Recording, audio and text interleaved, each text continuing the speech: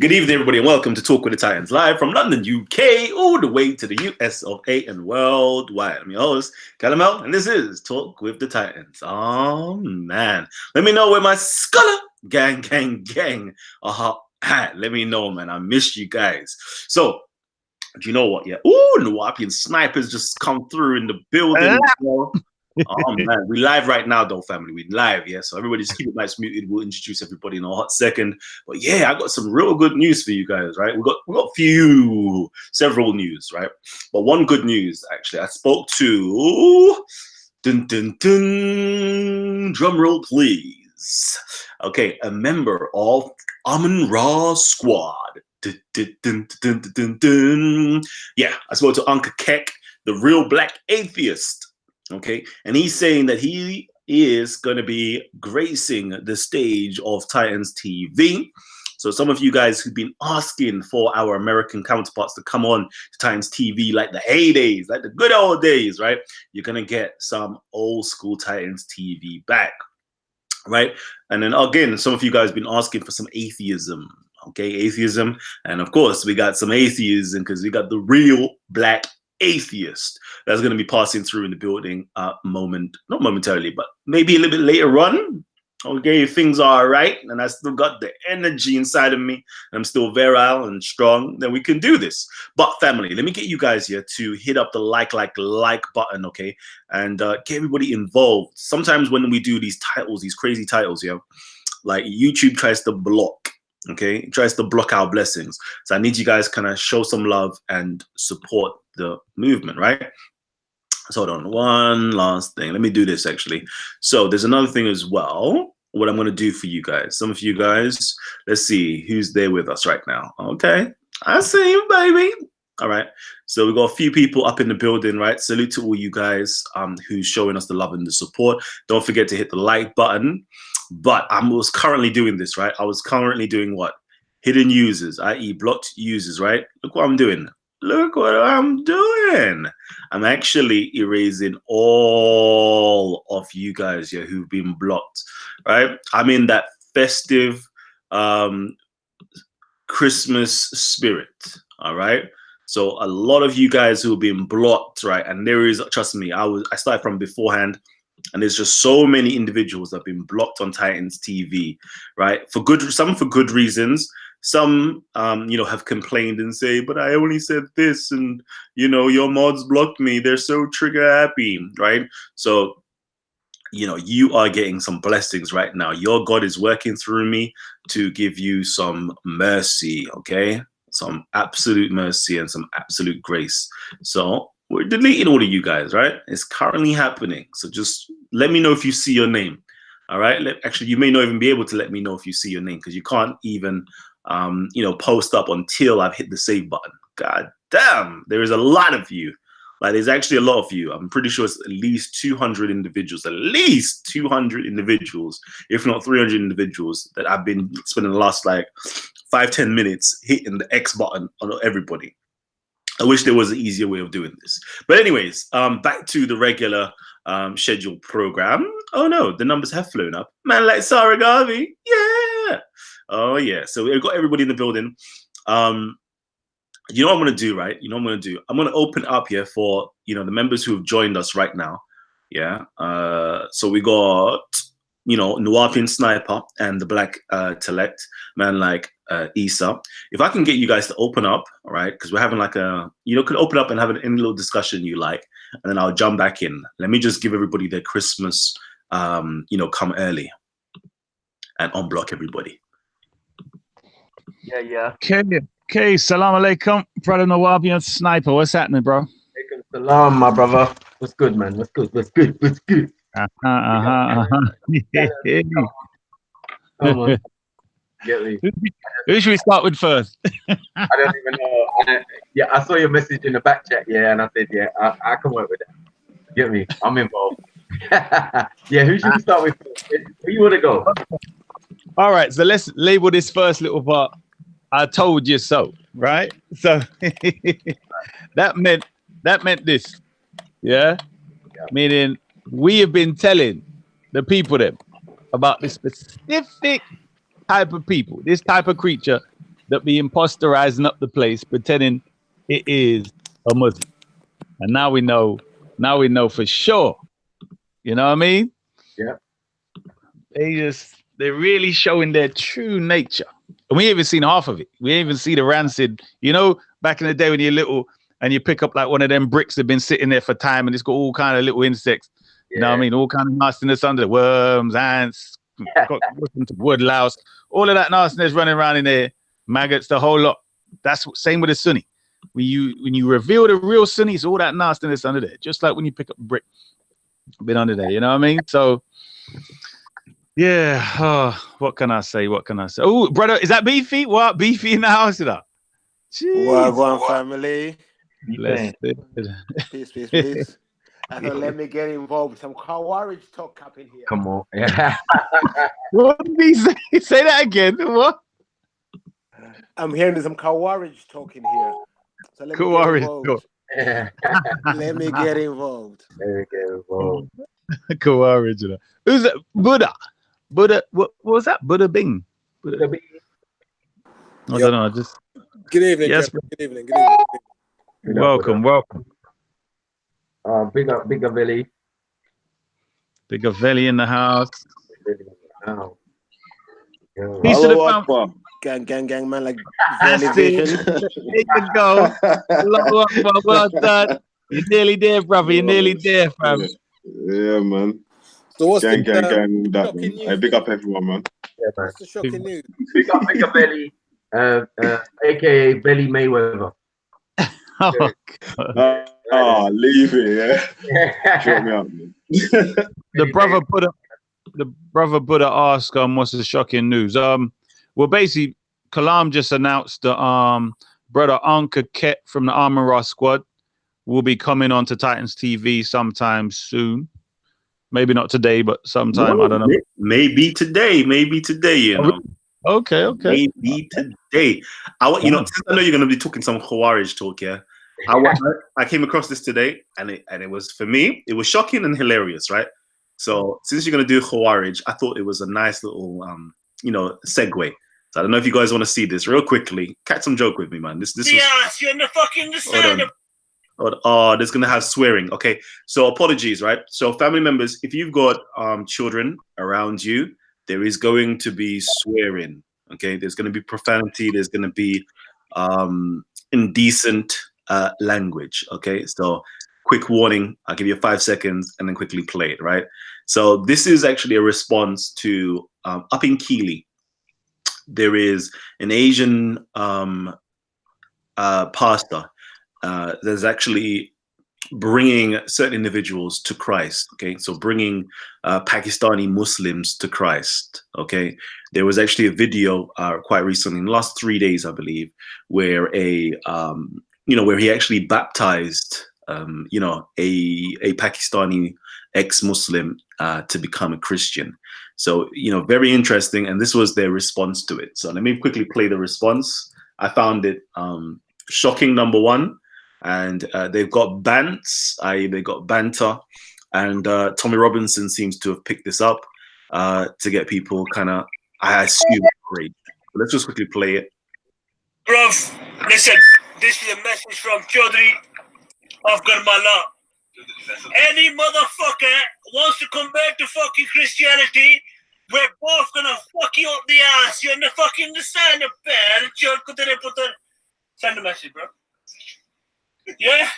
We're gonna fuck you up the ass when it comes to fucking Keefley, and we're gonna fuck you. Fuck your bane and put that pen, choda. I thought the pen, you and lady your pen, choda, kutere putro. And to see a cyan, your pen, choda. Why are you fucking commenting for you motherfuckers? Eh? Why would you want to become a Christian? Baptize, yeah? You're fucking baptizing shit, motherfuckers. In the Lord of Jesus. I can't even fit in the bathtub. You fucking fat bastard. You can't even fit in a fucking bathtub. It is the waters come from fucking Bethlehem, the fucking son of a bitch.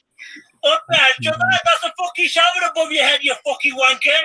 कोई special टूटी तरी लगी लाने लेनी दिया तेरी पैर च पानी हमने बैठली हम तू पोती चलाने लेनी दिया पैर च दूर तेरे पैर से दूर तेरे सिर पर जुत्ती मारा पैन चो पैरी आवाज बात जुत्ती पैन चो मार पैन चो बाटे दी जुत्ती एदी पैन नु या अब bastard Bethlehem कोई पैसे गल करना नहीं अब खुद ही चला ले तेरा पानी यूनाइटेड यूटिलिटीज तो आंदा है pan चोदा don't come for fucking Bethlehem you fucking bastard over and out bro this is the good crew Role Shole Booyaka. That's your guy, them G. That's your bread. Did man say booyaka at the end? That's it. Really? Finally, imbeciles. Hey, that was so I don't know that was hilarious. Oh wait, so this guy's supposed to be a Muslim, yeah? Say again. This guy's supposed to be a Muslim, allegedly. A Sunni. With his big beard, talking all that ish about the Prophet Isa. Yeah. Brilliant. What a fine, upstanding Muslim man he is, eh? Isa's gonna stop you and say Sunni. Yes. No, because I mean, we have to. I think everyone sort of learnt now that there is a big difference between Sunniism as a religion and Islam. You know what I mean? They've made it very clear. They don't follow the Quran. They don't care to follow authentic hadith that are consistent with the Quran or anything consistent in history. So we can clearly see it's a made-up ideology, still using the name Islam, but that's been uncovered. So, you know what I mean? So, you know, inshallah, maybe the brother Buddha hasn't seen that yet, but, you know, people have seen it. To be honest with you, Isa, I've, like I've said before, I've watched, I've brought up around Muslims all my life. I've seen things deteriorate somewhat in the past 10 years. But one thing I have noticed, and if I'm really frank, one thing I have noticed in the past year or so, just being on the Hangouts, there is a trend of people leaving Islam. There is a trend of people becoming Quranists and putting aside the hadiths. If this trend continues into society as it does on here, I feel like these Sunni, Wahhabist, Salafi type extremists, their days will be numbered, very numbered. Yeah, no, I hear that. I mean, the thing is, the Wahhabists and the Salafi type, they, at the end of the day, the people you're looking at might not be Wahhabists. They might just be Sunni. And the general traits, you know, like, for instance, Sunniism is like one house with various rooms. So you have like Sufis at the bottom, Brelvis, you know, like spiritual people at the bottom. Then as you go further at the top, you get towards the Wahhabists and the terrorist type, right? They're on the same floor. Just the Salafi is pretending he ain't the terrorist. He's just getting his agenda less blatant than the terrorist type. Do you get what I'm saying? But they're all in the same house. There are no doors that you need to knock on. You can go where the hell you want. So once you're within that framework, you're sort of, you know, in the same mentality. I've known people that were Brelvis that become Salafis and Sufis that become Salafis and so on. So, you know, people keep saying, what's it, Wahhabists? They're all more or less the same, bro. Issa, quick question. Yeah. You know, you talk about Sunnis, yeah? Because I want to know, can a Quranist be a Sunni still?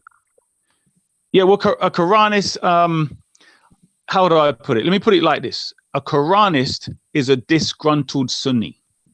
It's somebody who has been so dissatisfied, is so, you know, angry at the point, not even the individual convert of a Quranist today, but I'm saying the line of thinking of, let's say, the original Quranists and those that have kind of come onto it through study, not the followers. Like, you know, some people have just jumped onto the train of Quranists.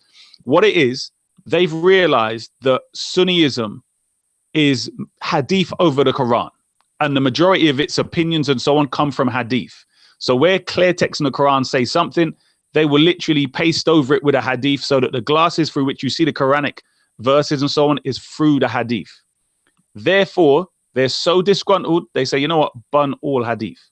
Rather than using wisdom, studying the Quran, laying down the principles of what the Quran is saying, then saying we'll accept these hadith based upon them being consistent with the Quran. So in that sense, yes, they are still within the Sunni framework. Because as far as I know, yeah, because, you know, what you're talking about is Ahl al Hadith. So in early Islam, right, there were these. Look at these individuals. Yeah. In early Islam, right, they were, Ahlul Hadith or the Asbab Hadith. These people are the people of the Hadith, or the companions who take narrations, and they take narrations, technically speaking, over the Quran. So Hadiths can actually abrogate the Quran, right? Mm-hmm. And there were people that came before them, right? This is to do with like the Malikis, this to do with the Abu Hanifa's sect or group, i.e. the Hanafis and so forth, right? Where they never actually took hadiths over the Quran. They're more like you. It has to go with rationale, has to go with reason. It has to go with authentic hadiths. They had a more stricter criteria. And then even more so, there was even those people called the Ahlul Kalam that were literally Quranists that only went by the words of Allah and reasoning. So, to put, to say whole of Sunniism, I would think that's a bit too harsh, right? Because it's more to do with the Ahlul Hadith rather than the, the earlier two. The earlier two were to do with the, the Abu Hanifas, the Malikis, and all these other people who never put a hadith over Quran. This is the thing. Those people that you're referring to, you have to look at the framework and context via which, like when you look at their writings, what it is they're rejecting and why they're rejecting it.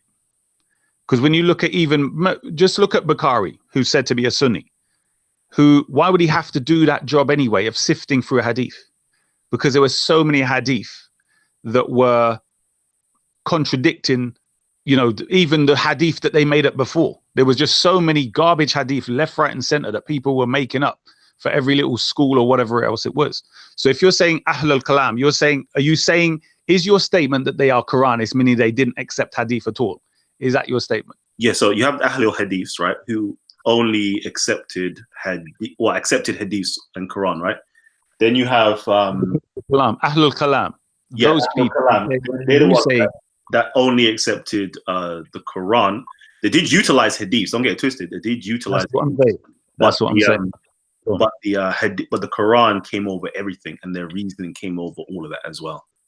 This is what I'm saying to you. So the problem is, again, where the reason why I bunched them all in the Sunni box, because again, before I used to study all these different groups and how they evolve, and the easiest way to just do it, rather than wasting so much time sifting through, unless someone really wants to, is to look at what the Quran is saying in regards to successorship, i.e., is it something where humans can choose, or is it something that Allah is the chooser of the Caliph?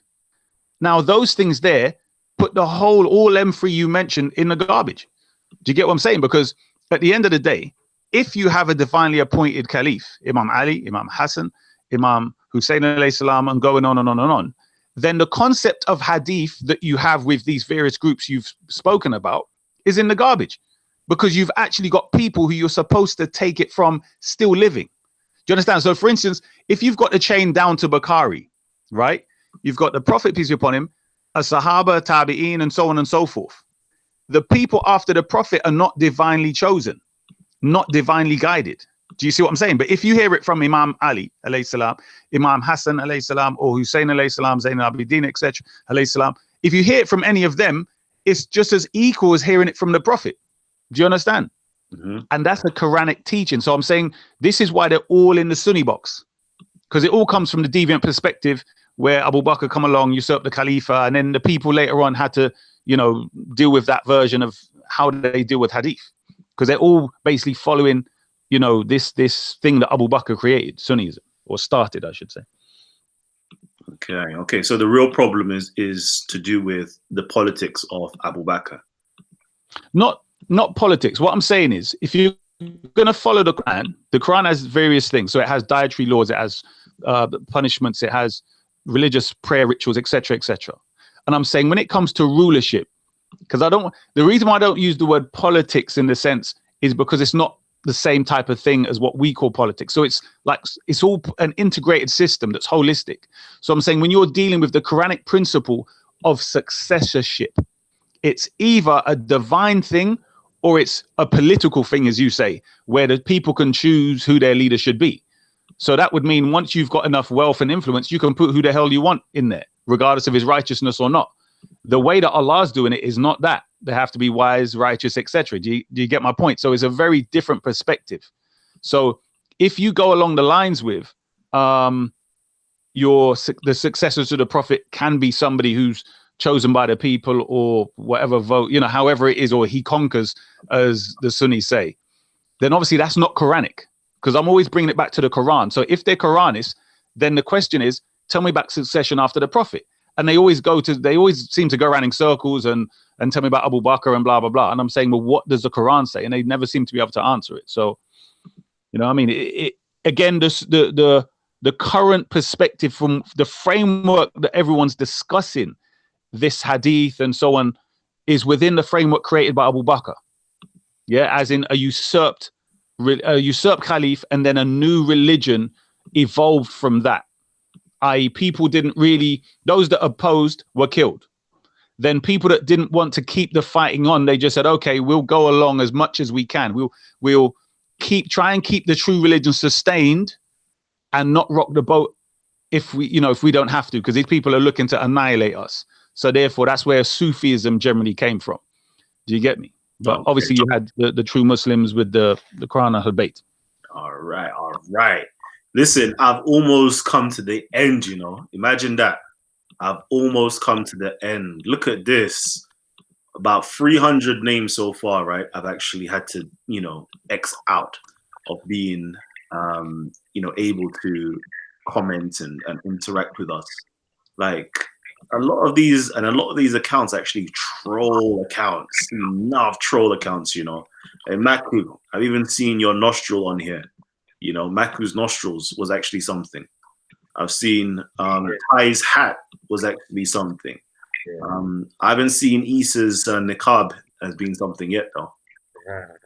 Maybe you ain't made it yet, baby. You ain't made it yet. I got a new one as well. They made a new one about me. Issa's niqab, what? What's that? What are you saying? What? Nah, I'm saying you ain't got a troll account in your name yet, man. You ain't got a troll account. We you giving them ideas for you? Hey, what? Do Kalam's ponytail or something, bro. Kalam's ponytail. Hey, yo, I'm dead. Let me quickly shout out Ultra Funky's up in the building, Shahid's up in the building, Ezra's up in the building, Academic Screeching's up in the building, and of course, yeah, the big boy himself. That's what I said, the big man himself, the heavyweight, the title holder himself. Oh man. Big bro is up in the building. Show some love, family. Make sure you shower Big Bro with some love, man. Oh man, it's going down. All right. So look at this. Salafia London says, Kalam Times TV muted me like a coward. Is it? I don't know.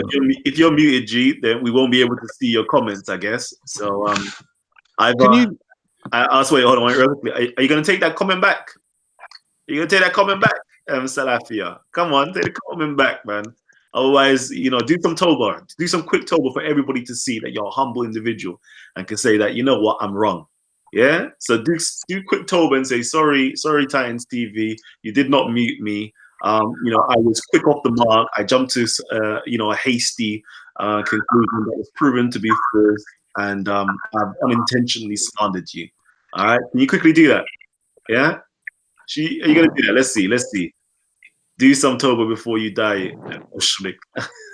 See, some people, yeah. This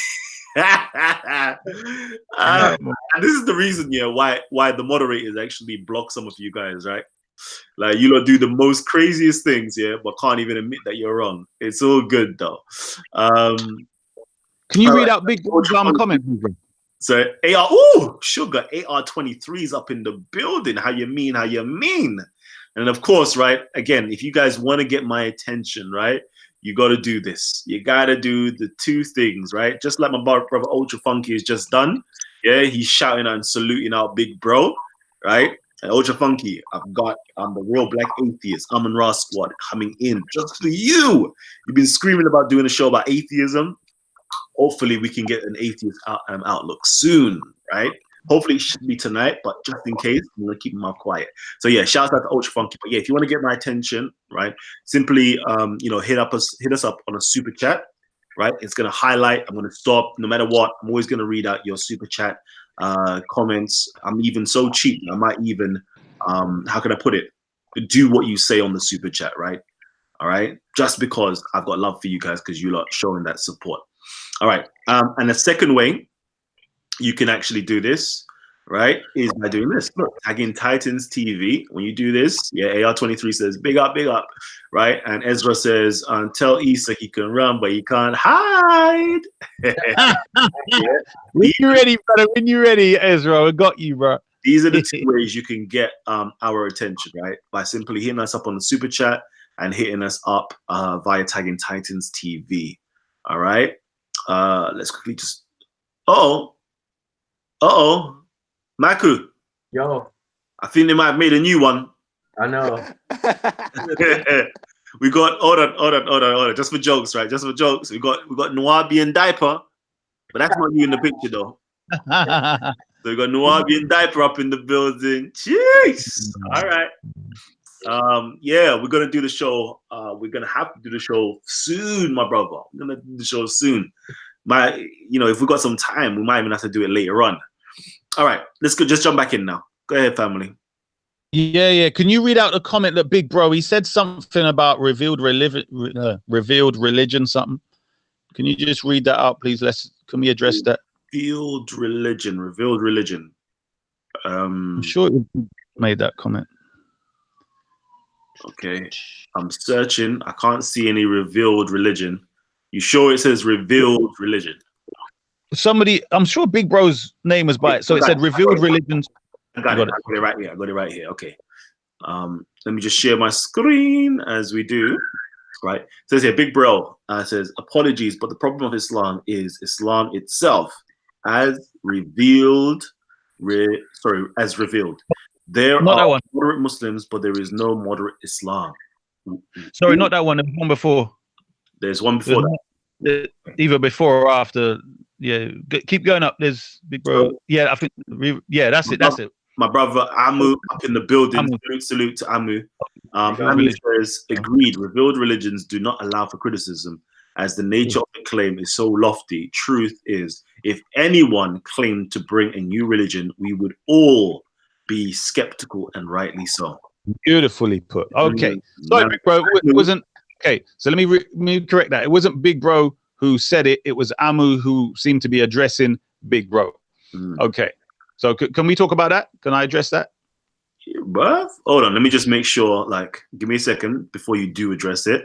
All right, because we got other people on the panel. We got Beefy, we got Buddha, we got Nawapian, we got Listen. even got Ultra Funky KKK up in the building as well. So yeah, address it, but let's open it up afterwards so we can get everybody involved. Go ahead, King. Okay. So basically I would say to that, again, for most people that are criticizing, what they call revealed religions, they're using people that have, sort of just either looked from the side or just gone with the flow of what somebody's telling you it's saying. So for instance, even let's say somebody wanted to go to learn about what's called Shia. Have they themselves gone and researched the Quran, seen a pattern in the Quran, and then said, right, you know what, even what we find to be the general Shia maybe has certain aspects that are wrong. So therefore, what is the true Islam? And therefore, does it fit with what their criticisms are? Because if we look at what they're saying, sorry, can you get it back up? Oh, sugar. You're killing me. You lost it. Yeah, because there's many points. It was like at least 3 sentences that were making a major point. Can you see on my screen? Nope, not yet. All right, let me share my screen.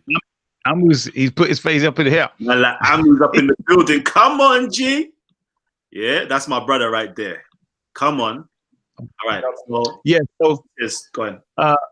Revealed religions do not allow for criticism.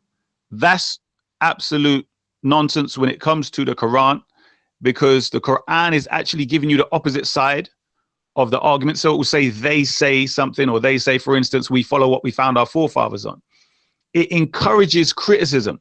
it encourages questioning, because that's the only way you're going to get to the truth. Do you get me? The Sunni Kuffar religion, if you look at most of their things, they're always just saying, don't listen to that. Stay away. Brother, have you studied enough for you to have this discussion with that brother? He's going to cause doubts in your heart. How stupid can you be if you claim to be on the path from the all-knowing, all-wise, most high God? If you've got a book from the all-knowing, all-wise, most high, eternal being, then how the hell are you going to be at risk or threat from somebody who's a human being and his little bunch of questions? How does that work? I've only personally ever seen a Sunni say that. I've never seen a Shia go up to another Shia and say, or true Muslim, I should say, bruv, don't listen to him because he'll make you have doubt in your heart. Do you get me? They're so insecure. So, you know, I understand when people are saying that, but please stop judging Islam by, you know, I have to say the Sunni savage monkey beast, the pagan infidel kafir dog. So we have to stop using them as the face of Islam. It's disrespectful. Can I just add to that, brother Isa? One thing I will say is big up to the panel, big up to Kalam all day long. I understand that judging Islam as a whole by these types of people is wrong. However, I have to just make the contention that I feel like these brothers' voices are louder than everybody else's, and because of that, they're all that we hear. I mean, personally, I don't judge Islam by these people. Sorry, But if their voices are louder than yours, then it's all most people will hear. And if this is the only thing that we're seeing and hearing, our minds are being made up for us, Isa. Do you see what I'm saying? I hear that, but look at what the person said, and I'm saying people have access to the Quran itself. That's the difference. You have access to the Quran. Like, for instance, as I was saying, as a researcher, where you can look at the Quran yourself, it'd be very easy, as actually many people are doing now. They're saying the Quran says this, Mr. Sunni, but you're saying the opposite. The Quran says this, you're saying the opposite. You know, and people are learning that they don't really care about the Quran. Their religion's based upon hadith. But I'm saying when they say about, for instance, the statement the brother Amu made, which was about revealed religions don't allow for criticism. The whole point of Islam is that you're questioning. Do you get me? That you're actually growing and learning and removing all the foolishness that you believe so that you could actually know. That's new information for me, Isa. You saying that to me now is probably new information for the likes of me and the non-Muslims in the panel, because I'm under the general assumption that if you criticize Islam or critique it in any way, off with your head. Well, this is the thing, and it's good you said it that way, right? Because think about it. If you have only told someone one side of the story, which is the nature of the Sunni pagan religion, then obviously you are insecure when somebody says, well, let me have a look for myself. Let me start to research the rest of Bukhari, rather than you selecting the hadith you want me to see. You putting that in a book and saying the great scholar so-and-so wrote that book, because that's generally where they're going. But when you get access to Bukhari yourself and you start to read and then question, this is why Quranics come about, because they started to read all that and flung it in the garbage. Did you get me? So I'm saying, let me give an example by quoting a verse from the Quran, right, which will give you... Hello, who's that? Who's that? That's Maku. Oh, look, well, let me just quote this verse, brother, and then please, by all means, take over. Let me quote this verse, brother. Bless it. Right, so in Quran chapter 8, verse 22, Allah says, indeed, the worst of living creatures in the sight of Allah are the deaf and dumb who do not use their intellect. So if the criteria for Allah is that the worst type of people are the Sunni savage monkey beast, deaf and dumb idiot that does not use their intellect. Now, the function of the intellect is to question. Do you get what I'm saying? Your intellect, the very nature of it is that you're asking questions. Allah's telling you in the Quran to research. Did he get lagged out or something? Yeah, someone dropped him out or something. Oh, right. Or maybe he just dropped his phone drop. Yeah. What I was going to say was, maybe it's coming back. I'll ask a quick question. Isn't the Quran an hadith? Yeah, go on. So did I disappear? Yeah, you did. Go on. Sorry. Did I get to quote the verse? well. I got booted as well. Did you hear the verse at all? Yeah, we did. Okay, which part? All right, let me say it again. Sorry, let me just finish off. Indeed, the worst of living creatures in the sight of Allah are the deaf and dumb who do not use their intellect. So clearly, we have here the Sunnis who just tell you they hear and obey, right? Which would mean they're supposed to be hear and obey Allah and the Messenger, but they hear and obey every little idiotic scholar that tells them any garbage. And so clear cut, the intellect is a tool that the human has, which is by its very nature a questioning tool. The faculty of the intellect observes something, hears something, and it questions to come to know something. Do you get me? So obviously the opposite is that Allah seeing the highest of the human, or the best, is the one that uses intellect, and the lowest is the Sunni who is deaf and dumb that does not use the intellect. So, you know, as brother Ultra Funky said, you never hear these things. Inshallah, I'm going to compile a few verses and give them out to the people so they can hear what the Quran is saying. What I was going to say, yeah, pick up Isa. What I was going to say is, to that subject is that I think a lot of people even misunderstand what the word Islam means and what the principles are. So I mean, if we go back basic and we just say like, look, Islam is to live in the way of peace. Yeah, the modern translation obviously is surrender or submit to the will of Allah, but you know that's too many words for one word. You get what I'm saying? So basically, it's to live in the way of peace, or to Islam. We know that the Lam. No, Michael, Islam means surrender, bro. No, in the modern Arabic. Come on. It's let me just give a little connection, because both of you are right. What it is? Hold on, I ain't finished. Yeah. Okay, go on. I'm saying that if it's to live in the way of peace, yeah, we cannot attach something to that principle or practice. You understand? So we can't say, oh yeah, you know, like we can't say nothing about Islam. You know what I mean? We can just say something about Muslims. No, we have to say something about these Muslims and who are still attached to their culture. You understand? Mm-hmm. So half the problem is, one, there might be Sunni Savage Monkey beef, but the second part of it is that their Asiatic culture or Middle Eastern culture, yeah, allows for certain behaviors which are not part of the religion. You get what I'm saying? And get screwed, and the lines get blurred, and people just assume this is about Islam. It has nothing to do with Islam. There you go. I mean, let me just clarify that difference you brothers had. The concept of peace, why Islam, the word Islam comes from the root word meaning peace, and why it actually means literally surrender, or the way of surrendering, is because you are surrendering and submitting your personal desires, greed, and these various things which are, let's say, so selfish that it would affect and have ripple effects on society to produce chaos. So it's saying when you surrender them, you would then end up with peace within yourself, within you, and within your society. That's the whole point. So, brother Beefy, you're correct, but it's a holistic viewpoint. You get me? The problem is, again, the Sunni will put it as, because that's how they think. Like, you need to surrender. Just do as I tell you. Yeah. That kind of mentality obviously produces that. Do you get me? But on a more broader level, dealing with civilization and civilized people, we will understand that what is it you're surrendering? That's the question. Do you get me? What is it you're submitting to, for what reason?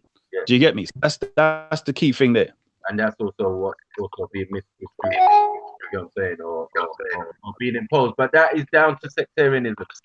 Right, yeah. You know what I'm saying? If you're in that sect, and that sect, as the brother Isa said, is like a house with many rooms. So some people are in the room. Yeah, I'm just a Sunni. I'm just a normal Sunni. I follow the Sunnah. Right. That's what it is. You know what I'm saying? But really, you've got Wahhabi next door. You understand?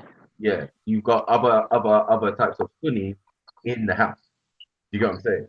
No, so now, is it louder ad-libs. Now we've learned to. Wait, what? Now we've learned to differentiate between different groups and different ideologies within the Sunni thing. You know what I'm saying? So yeah, now I know who's a Sunni savage monkey beast and who's just a Sunni. You know what I'm saying? Or Salafi or whatever. You know what I'm saying? Could I say something real quick about that? Yo, Shahid, you and Hawaii, bruv, you lot are the best at ad-lib. You know, like, you lot need to get into the studio, bruv, and start harmonizing. Yo, Anytime you lot ad-libs are the best. You lot are the two best ad-libbers on the Hangouts. I just have to say, I give you the crown. Now you see why that is, brother aspect. You see me, yeah. Man comes on a real thing, yeah, and man don't hide behind anyone. Man don't hide behind anyone, yeah, because you know me. I come from a background, yeah, where if you need to prove something, yeah, you prove it. That's how it is, yeah. I have a lot of haters, and a lot of people on this panel know that I got a lot of haters, yeah. But when I come and I say the thing, I say it how it is, and that's how it is, yeah.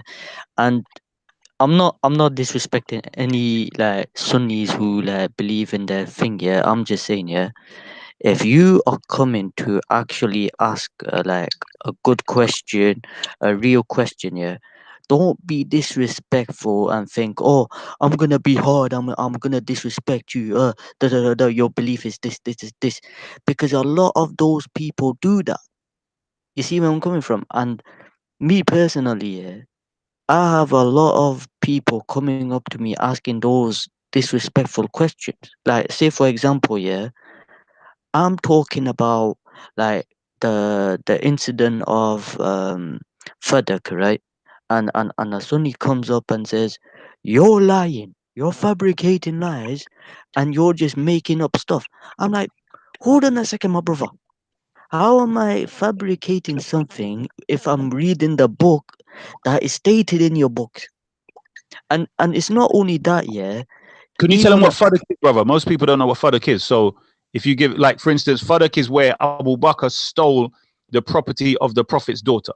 Yo, Just to where be did the clear. big Go bro on. go, man? Where did big bro go? I just see a bylight on his own. I can't even see no comments above him. What upset big bro, man? Where's big bro, man? Come back, big bro, man. Been a little while, man. Want to catch up?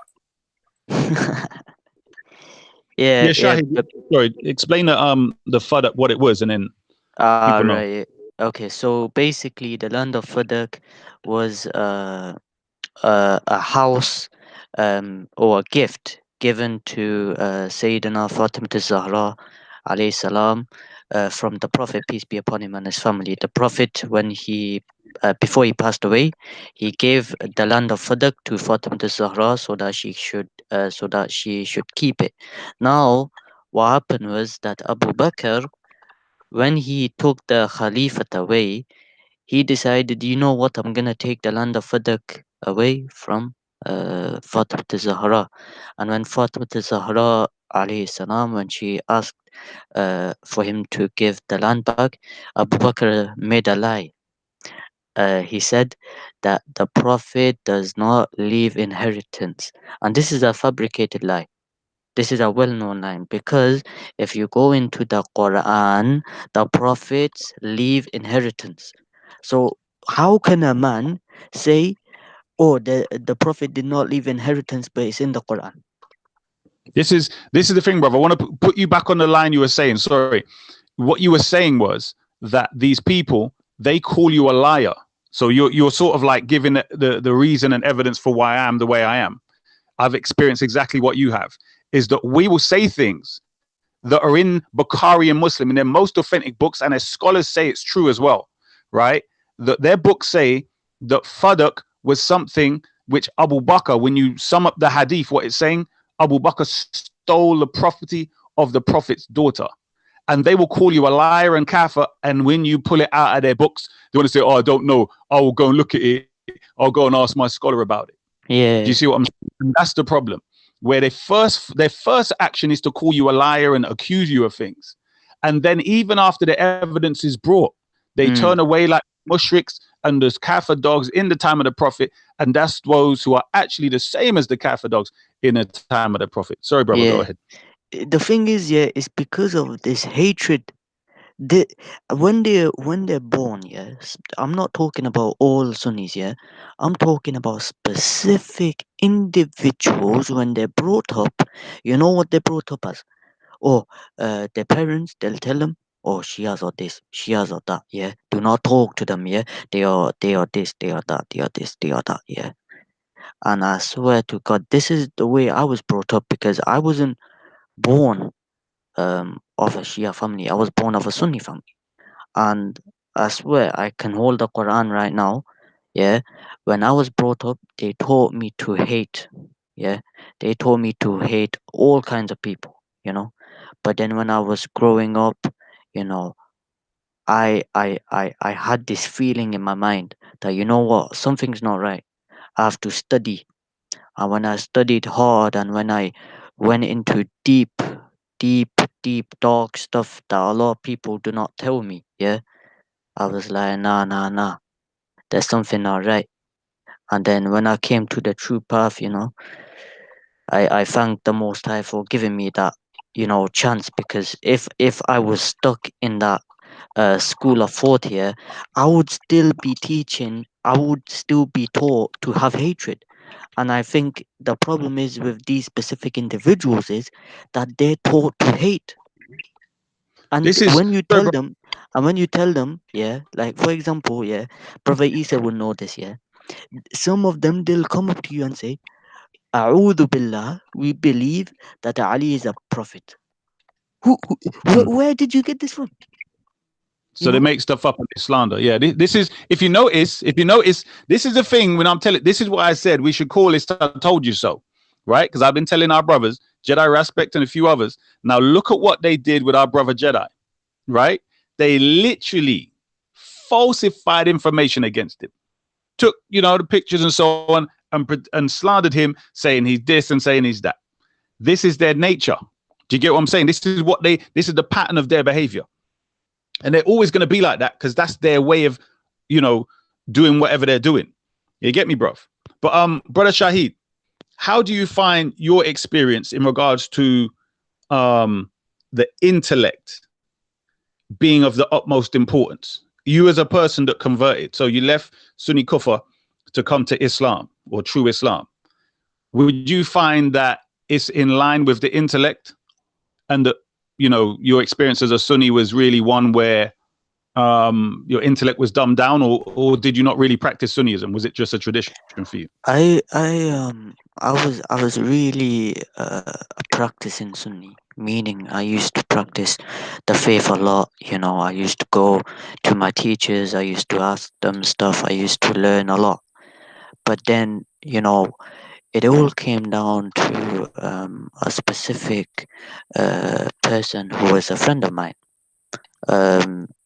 He was of a Shia family, and he came up to me and said, "Hey, you know, Shahid, listen, what you're doing is wrong." And I said, "Wait a second, are you Shia?" And he said, Yeah, I am." And I said, "Oh, look at this. You're this and that, you're this and that." I judged him. I did not even look into his beliefs, you know, because what people told me, I just judged them just like that. And the brother was like, "Brother, let me sit you down. If you want to know the truth, I'll teach you." And then when the brother sat me down, yeah, and I started listening, yeah, I was like, yo, this I never heard before.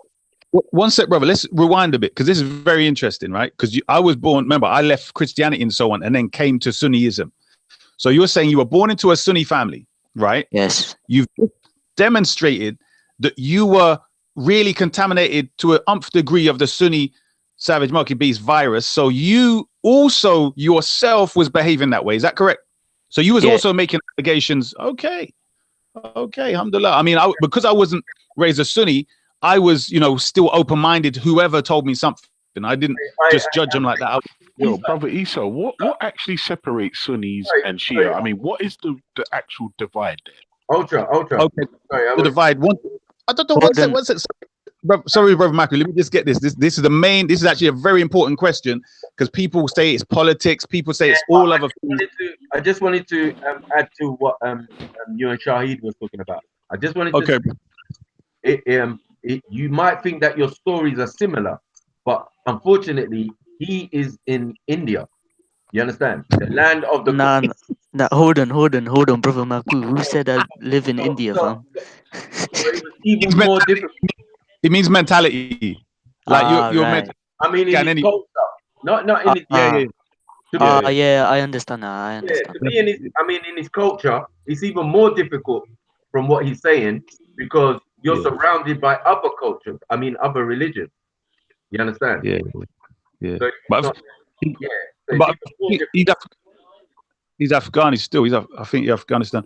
What was I saying? Oh, brother Ultra. Yeah, brother Shia. I want to know definitively what it is that divides Sunnis and Shias. Not like your doctrines, but I mean, what is it that I'm puts explain. you in each camp? Please let us know. Okay. Let me explain. Okay, and I'll say what it's not. Okay, it is nothing. I want you to tell us what it is as well, please. Okay, no. That's the main crux, bruv. But I just want to put out there because people already have things in their head. But when they say, it's a political thing and it's sectarianism, nothing to do with that at all. What you have is someone that continue to practice and teach the teachings of the Quran and the Prophet, peace be upon him. That is Imam Ali and those who followed him. Then you have somebody else that usurped the leadership called Abu Bakr and Umar, who basically done it together. So what separates us is the Quran. They do not follow the Quran and we do. This is the fundamental thing. It is not politics. They've made it that way so that they can say, it's just political and put it aside. Or is sectarianism, well, we're going to split into different sects. No, it is the fact that Sunnis do not accept the whole Quran, but out of their mouths, they say they do. And the verses for which are, in fact, very clear on the point of how Islam could be, they then say, well, this scholar says it means this, and that scholar says it means that.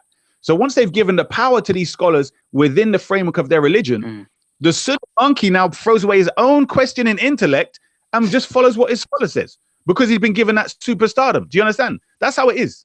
And that's why when you question them, they start calling you names.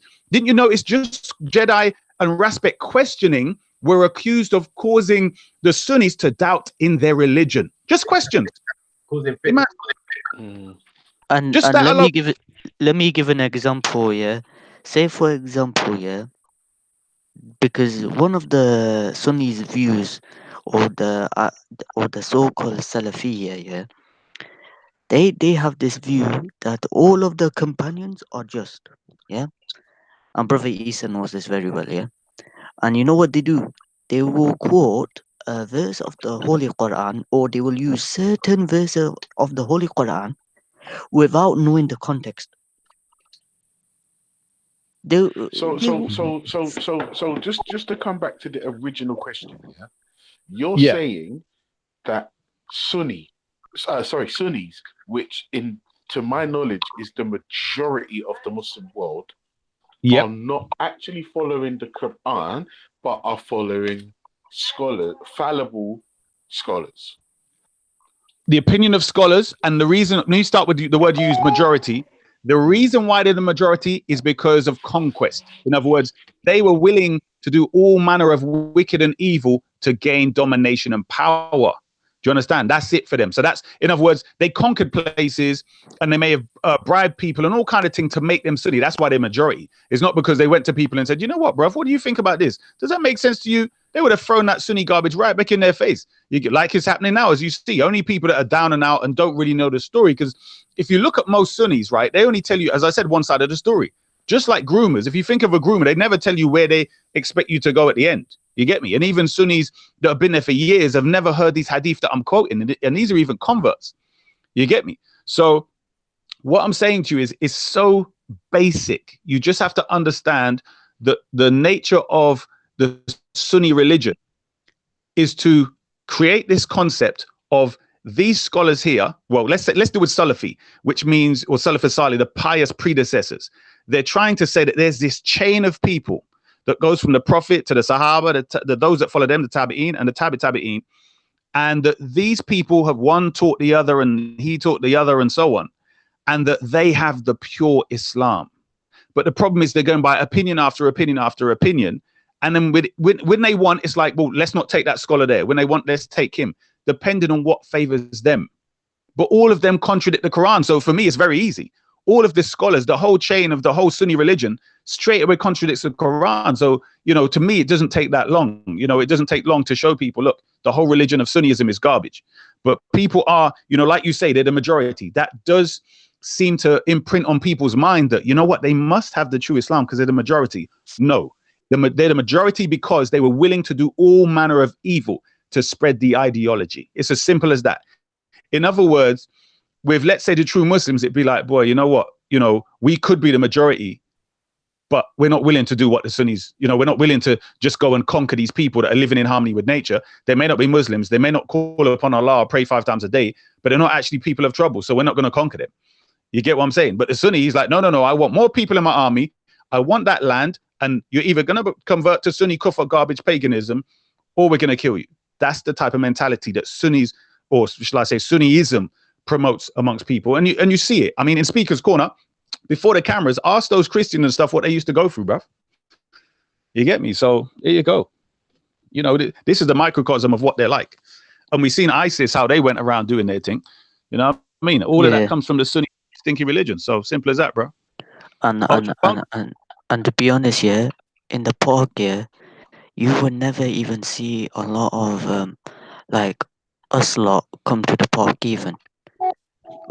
Most of the time you would see Sunnis. The only time I would say, yeah, in my opinion, correct me if I'm wrong, yeah, the only time you would see us lot come to the park was round about when Sayyid Zain and Sayyid Raza came to the park.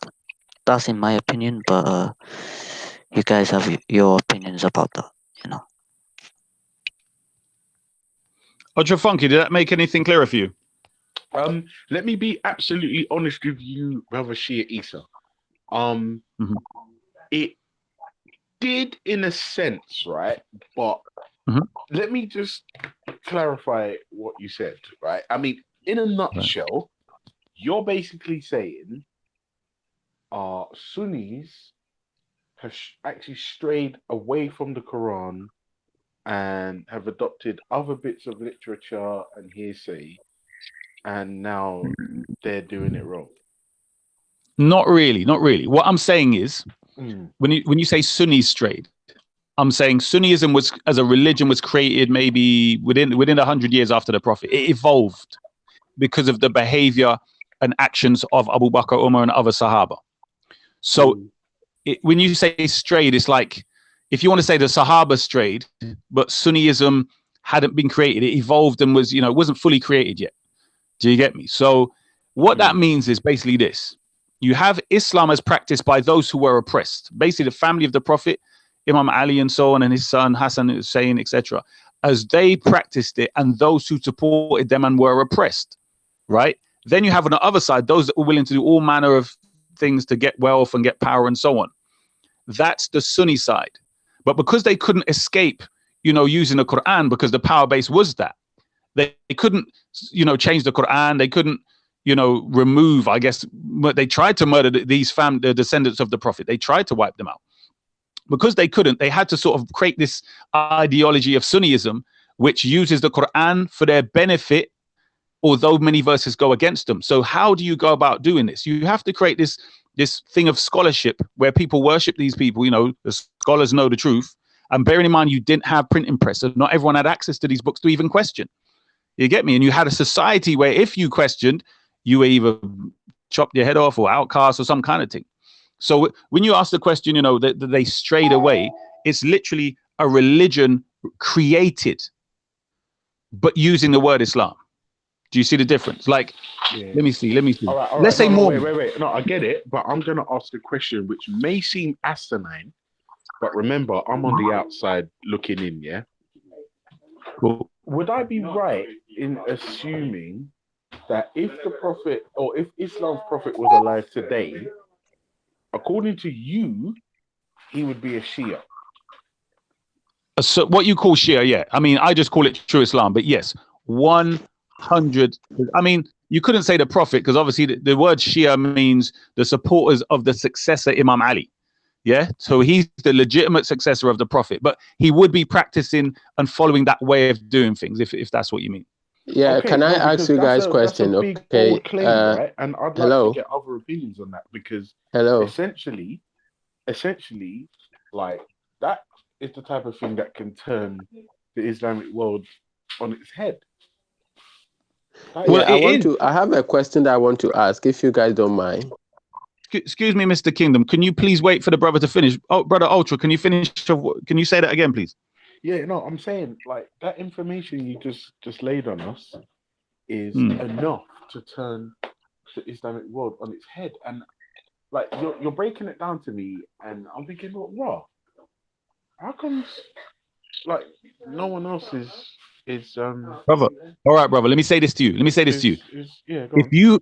If you heard the amount of slanders the stinky rat Sunni scholars and the rest of people, these kafirs, tell the general Sunnis and the public, like what this brother told you, he was told, what I was told. If I can't even say some of them on air, bro, the things that they slander, they say Shias do. Let me give you a few that I can say. Number one, they say that we don't believe the Quran is complete, right? That we believe, secondly, that we allegedly believe. Whoa. What do you mean? The Quran is not complete. What? Hold on, brother Isa, could I add to that? Real quick? Wait. Let me just do this list. Number one, they say that we, the Shia, the true Muslims, believe that there are supposed to be 17,000 ayat verses of the Quran when there's something like 6,000 something, right? So they're saying that we believe that there's this many missing. Now, granted, there are hadith that say that, but those are hadith. Do you understand? The Quran, when you study it within itself, can prove to you it's complete, right? But let's say that's a hadith issue. The next one they're saying, which is, I don't know where they even think, I don't know why they thought of this one.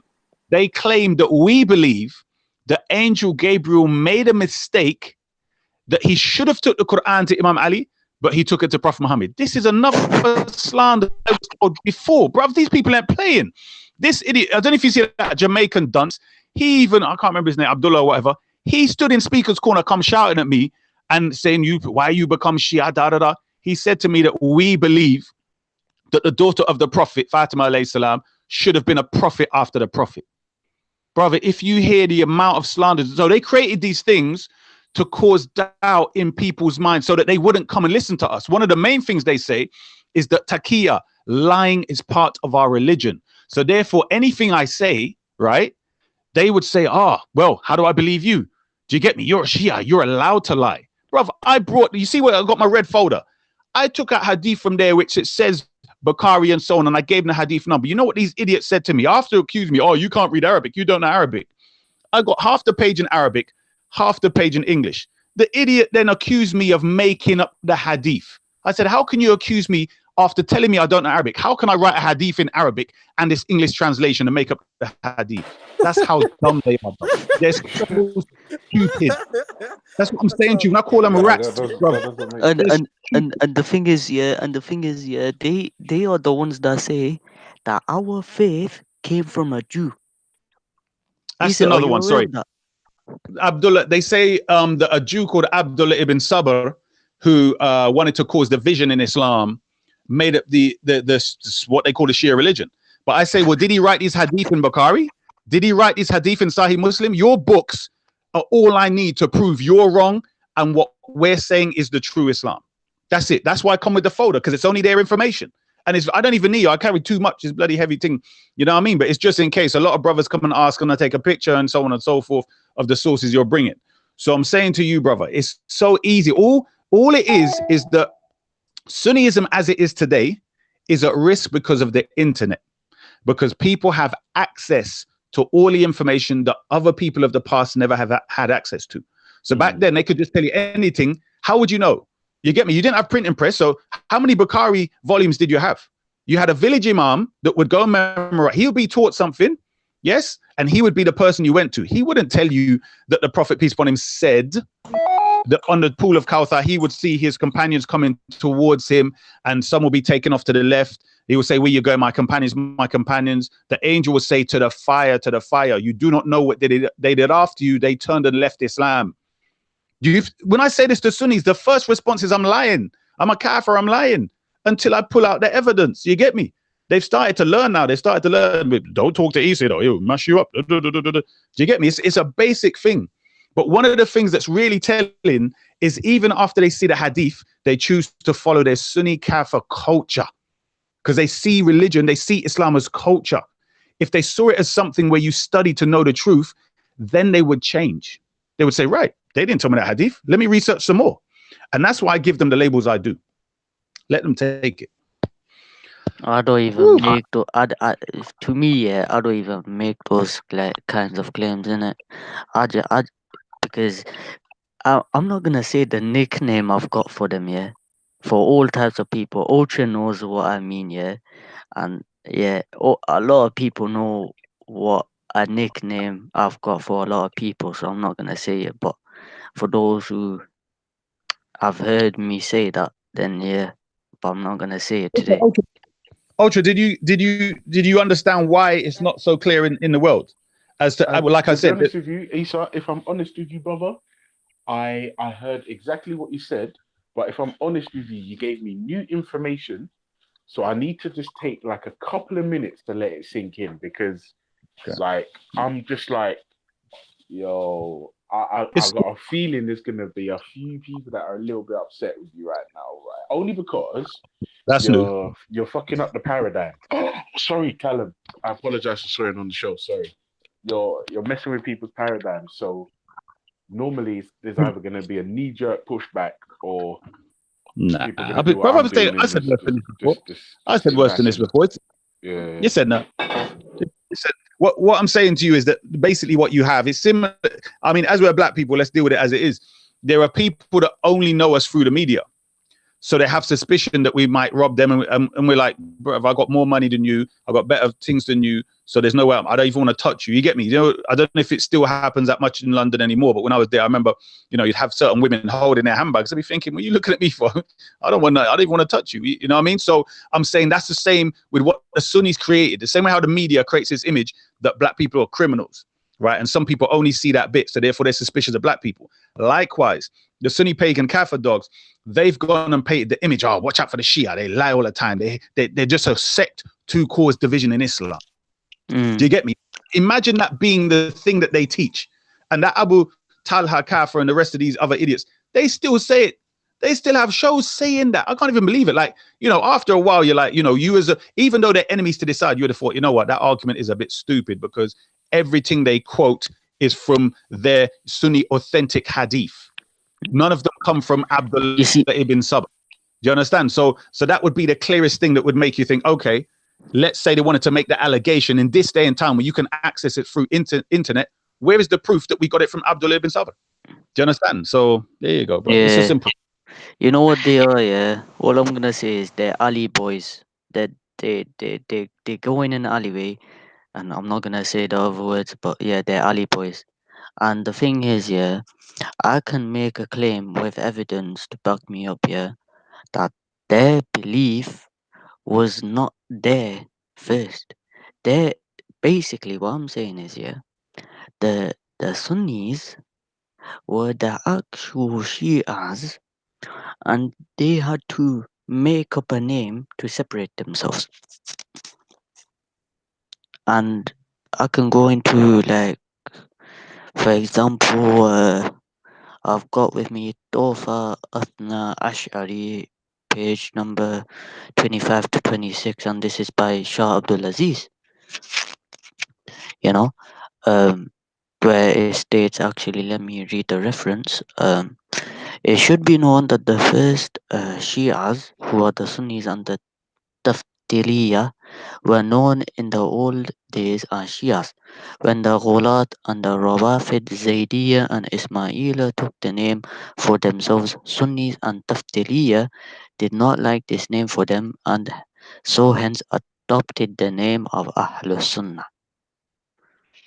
So there's a lot of Sunnis claiming we came from a Jew, and this naming of we came from a Jew comes from a certain scholar that they record from, I don't remember the person's name, Saif ibn Umar.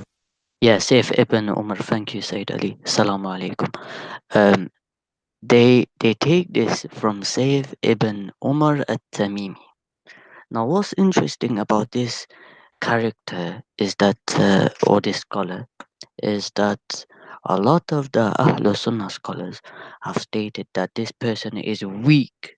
This person is weak. He fabricates stuff. Do not take knowledge from him. Yet, the people who say we are from Jews, we are from a Jew, they take knowledge from him. It's weird. And then to top it off, they have a certain story that they say that Abdullah ibn Sabat, the Jew, that we don't even accept, the Shia today, we don't even accept him, yeah. They say that he was the one who caused the killing of Uthman ibn Affan. I asked the Sunni brothers, where did you get this from? They'll say, oh, we got it from whatchamacallit, our scholars. I'll say, what scholars? They said, Saif ibn Umar. I go, my brother, could you please refer to me what the other scholars say about him? And they say, we do not know. I'm like, what do you mean you don't know? You're quoting me someone. I'm asking you, what do the other scholars say? And they say, we do not know. We just quote him from this person. Bro, let me ask you this. Let's try and stick to like major principles. So basically, what you're saying is the principle is that these creatures, are not using their intellect. Yeah. Yes. That's the main thing about their system. Because that's what I was saying. If you find, if we want to try and keep it where we're demonstrating our side, which is true Islam, in line with the Quranic verses, people that use their intellect, they're anti-Quranic. They're against the Quran, which is saying to use your intellect. Do you understand? And people are, and this is why I keep telling people, please stop saying Muslims, because you're dealing with people who consistently do not want to use their intellect and trying to stop you from using your intellect. And when you demonstrate you are not going to succumb to their enforcement of that, that's where slander comes in. That's where physical violence comes in. Do you understand what I mean? Because people this is what I'm saying. The only way for us to really, deal with this factually and accurately is to label them according to what they are. If you call them Muslim, you get confused because that puts us in the same bracket as them. Do you get what I'm saying? And that's not justice at all. How the hell you put human beings in the same bracket as savages? That don't work. You get me? That's not fair. You get what I'm saying? Like, so say for example, Sayyid Ali, I didn't even know you was in the house, brother. Assalamu alaikum, brother. How are you doing? You okay? Alhamdulillah, bro. You know what? When I saw your thing come up, revisiting the Salaf, as soon as I saw the word Salaf, it went in my head, oh, there's a Salafi in the house. I'm sorry, bro. I just want to elaborate further on the point the brother was making, and that is that what we need to understand is when people say Muslim. Can you hear me properly? Am I coming through? Yes. Yeah, your mic's working, Okay, so, when they talk about being Muslim, what we need to understand here is that they are actually divided into many subsects. Yeah. Are you on the forum? Hold on. But Sayyid Ali, let's just deal with, there was this Christian... TV doing some conversation going on. It's Sunni, Shia, some discussion. The Yahweh something. Sayyid Ali. Yes, bro. Let me just get his question. Inshallah, it might be something that you can answer. I'm sure people have heard my voice enough. Yeah. And, inshallah. Mr. Christian, what's your name, please? Hello. Yeah. Wait. Hello, Mr. Christian. What's his name, man? Hello, you with the Yahweh sign or something? Yeah, you're on the phone or something, innit? Hello. Yeah. Yeah. What question you wanted to ask, brother? Yeah. Are you the Hebrew? I think somebody needs to mute his microphone. He sounds to me as if he's on his mobile.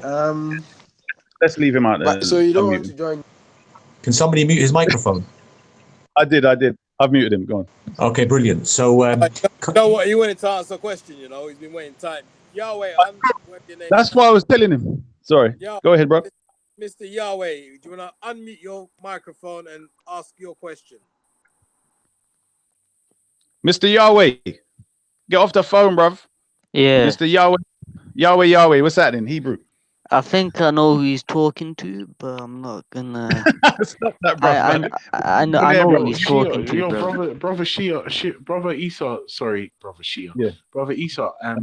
There's a guy in the chat, right? And I'm trying to get an understanding of where he's coming from. Right? He dropped those lyrics earlier, and he's just gone off on one saying that you're a cancer and all the rest of it, right? And whilst I'm not taking that stuff seriously, I'm just trying to figure out like what it is, like what part of it of what you said has got him calling you cancer and all this stuff. Okay. Let me show you, as I said before, yeah, how it works is if you've only told people one side of the story and you've built a whole ideology upon one side of the story. An example is that the Sahaba are the best of mankind, right? That means after the Prophet, they're the best human beings ever. And they are the examples of following the Quran and Sunnah. So they say they take the understanding of the Quran and Sunnah from the Sahaba. That's what this Sunni Kafir in the chats and the rest of them to say, right? So imagine they hear all the good stuff. But when you go to Bukhari, you hear that Abu Bakr not only stole the property of the Prophet's daughter, the landmass, an oasis called Fadak, but he also killed the other Sahaba for not paying him the charity money, even though he was an illegitimate caliph.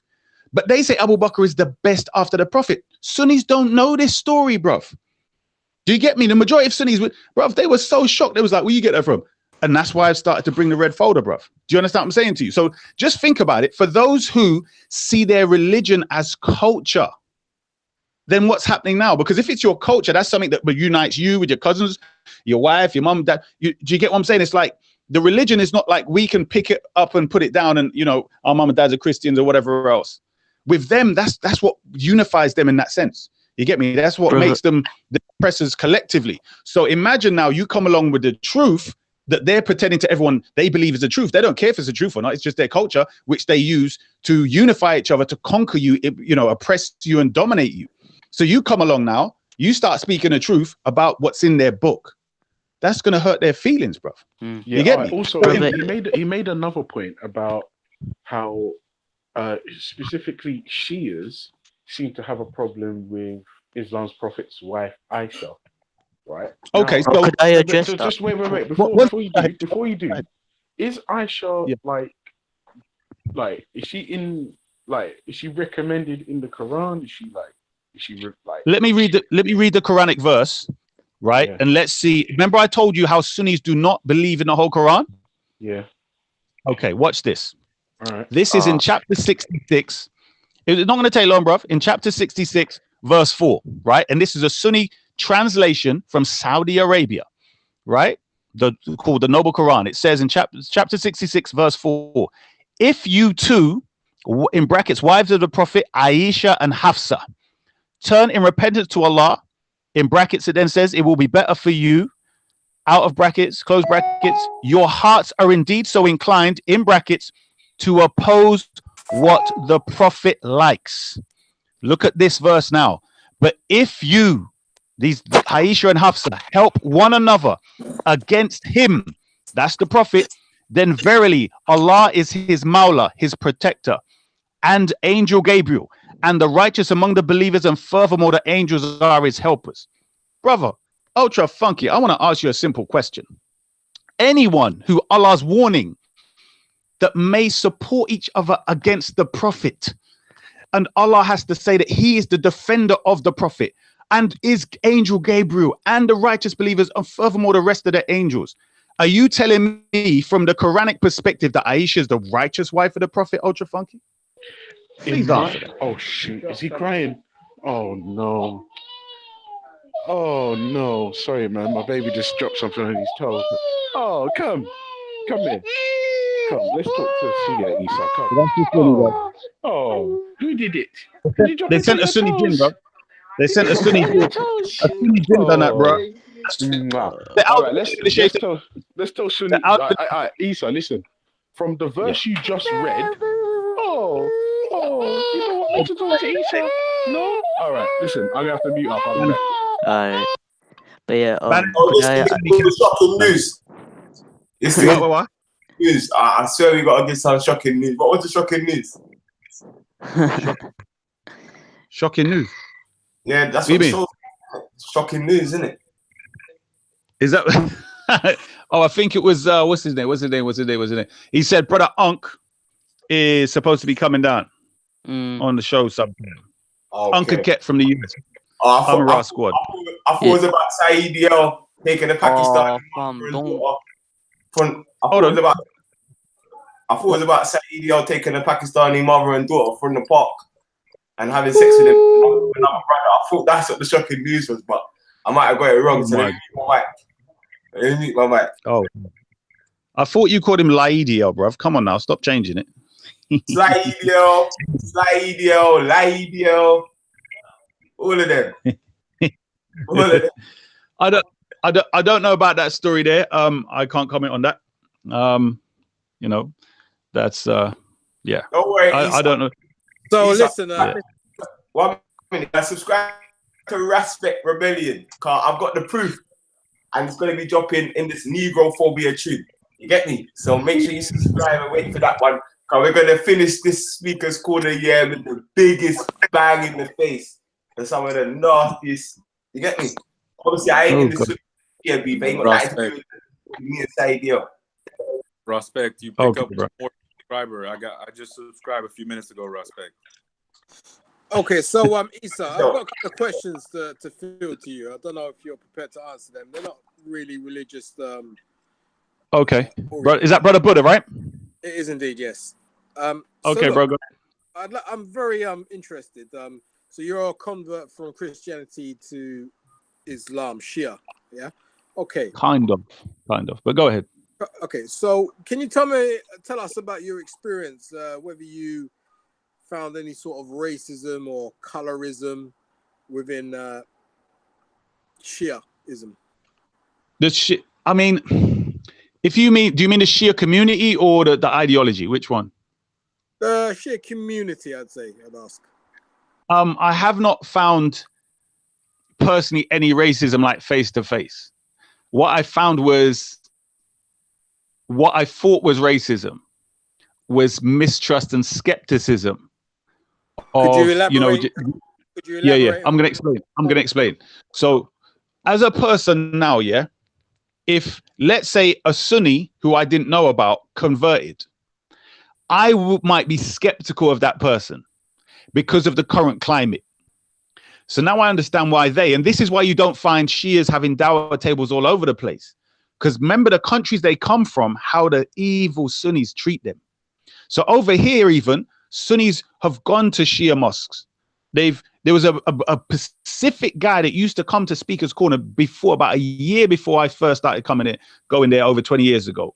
And he literally just punched Shias. That's what he was known for. Coming there and he didn't ask no questions, just, you know what I mean? So when I'm saying that is, in other words, my experience that I thought was racism, I was telling a brother and he's like, no, it's not that. They're just skeptical of what your real intentions were.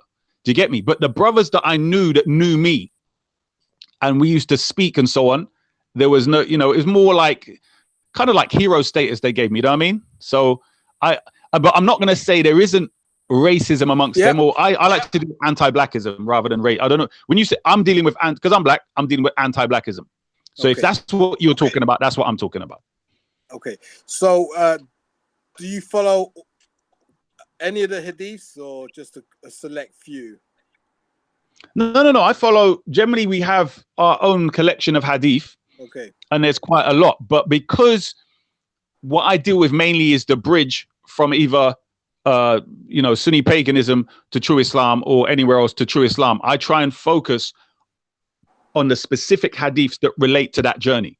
Okay. So in other words, if I was to teach my own system, I would be teaching from the so-called Shia hadith or the Islamic hadith other than the Sunni kuffar religion. Right. So what I was going to ask you is, do you find any of the hadith problematic in the sense of being a black person, a black man? Oh yeah, I found one, the Somali brothers and what was it? Where is he from? Egypt, the tall one, Muhammad Hijab and someone else. They were talking about an alleged hadith where Imam Ali allegedly said, do not marry the Kurds somebody else, and the Negroes or the Zanj, for they are an ugly creature or creation, right? And Kalam broke this down and smashed it. So I've found hadith like that, but it's with our tradition, it's very easy. If it contradicts the Quran, dash it away. Do you get me? You can tell me chain of narration is this and this, or it doesn't mean anything. If the content contradicts the Quran, then it's thrown. Do you understand? So can I draw your attention to a hadith we were discussing earlier on today? Apologies, but I'm not a Muslim and I don't have the actual verse and quote. But it refers to dogs. Do you know, like how dogs are unclean? Specifically, black dogs should be killed because they are possessed. That's a Sunni hadith, I believe. I was going to say that I've seen the quote you're talking about. It's in Bukhari, isn't it? Yes, I believe it. It's in several different. That one there. I mean, even let's say you found it in Shia sources, right? Because I was reading the same hadith when they put it up, and it looked like it said something about harassing. So like today we have dogs, and they're in your house and they're on leads and all this kind of thing. I don't know if you've ever been to a country where there's stray dogs and they roll in little packs and they food and things like that. Isa, you hit the nail on the head. It's actually referring to a particular type of dogs who, according to the accounts, they had rabies. They were diseased dogs. That's exactly what I was about to say. This is what I was about to say. There's two types. There's the ones that literally teeth food, and they might bite your children. Like, for instance, they might not mess with because if people are rolling around with daggers or swords, that's just their natural thing. Okay. The dogs might know. It says all black dogs is shaitan. No, I heard. No. I hear that, and I'm saying. Let me just finish off what I'm saying. Yeah. Go on. So, not to refute, but just to clarify, the hadith specifically speaks about dogs that are black are possessed by the devil, i.e., shaitan. So Takia, I don't know if Takia Watch can bring that up on his thing to show. But this is what I'm saying. I was trying to go through the hadiths one after the other. Okay. Because there was one that didn't say that bit, did it? Right? Agreed? The one that there was one that did mention it. The other ones did mention killing dogs, but not as black. That's what I'm saying. I was trying to go through one after the other. So what I was going to say about the one that I personally believe that there was a deliberate intention in the Abbasid era to try and, what's the word? To demoralize, devalue anything that's black. Do you understand? So that's because that's the time. My concern. Yeah, that's my concern. If you know about the Zanj, do you know about the Zanj rebellion? Have you heard about the Zanj rebellion? Very little. My knowledge of Islam is very sketchy, to be real. Okay, so there was a time in history, let's say around 900, 1000 AD onwards, around that time there, you had people from East Africa that were maybe Zanzibar, they say is the area now, right? That was stolen and taken. And they say they were Bantu people that were made to work in Iraq, right? As slaves, as they're called, or kidnapped people that were oppressed.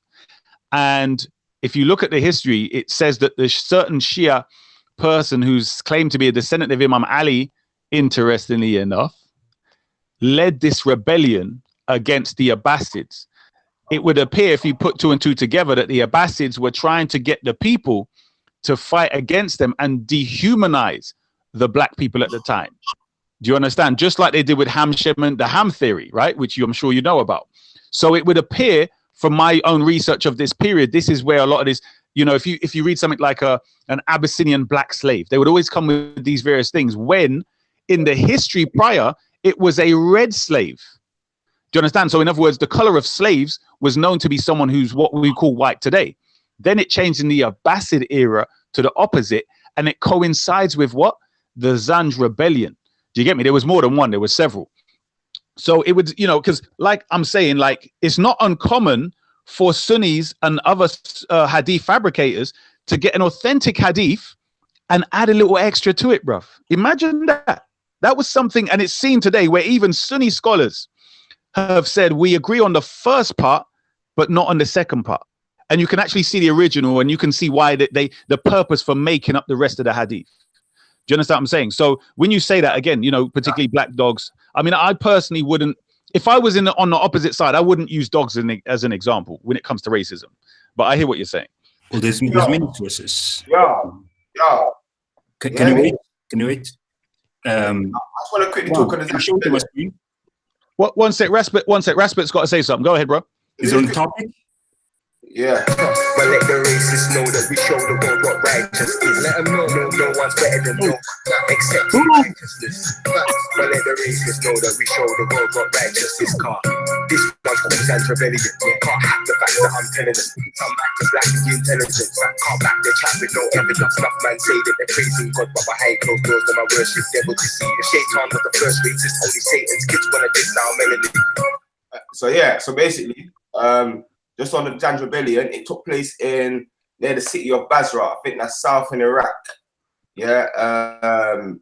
Located in present-day South Iraq over a period of 15 years, AD 869 to 883.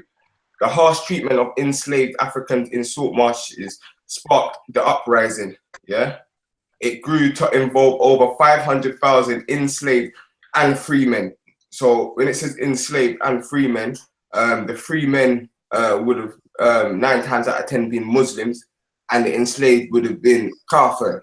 But what we can see in this situation is that whether the black people was Muslim or not, they realized that the injustice that was happening to the slaves, especially black slaves, and what they was able to do is mobilize and actually have the first ever. We talk about Haiti, we talk about Nat Turner when we're talking about, black revolutions and black rebellions and uprisings against injustice. I think our earliest one today is actually the Zand Rebellion. So I thought I'd just throw that in there. Brilliant. Big up respect for that, bro. That just come in like, boy, alhamdulillah. Praise for that. For real. Atheism over everything. Last year, don't make me come over there and give you some licks here. I'll big up, yeah, big up Respect Rebellion inside the building. Come on. On that thing, brother Respect just showed the rebellion was 15 years. Meaning they were fighting and they conquered land and they, were freeing more people. But the enslavement was a lot longer, obviously. Do you get me? So just in case, brother Buddha and any others misunderstood, the rebellious period, the fighting period was 15 years, but they were enslaved for a lot longer than that. And there's been several rebellions in that area. But again, big up brother Respect for showing that thing right at the right time, fam. Brother Buddha, what are you saying, fam? With your black dog hadith, come on. Yeah, no, thank you for your input there. My issue wasn't so much with the dog; it was more of the negative connotation that is associated with that hadith in reference to black. That was my concern, and it's interesting you giving your opinion on it. But let me ask you this, brother.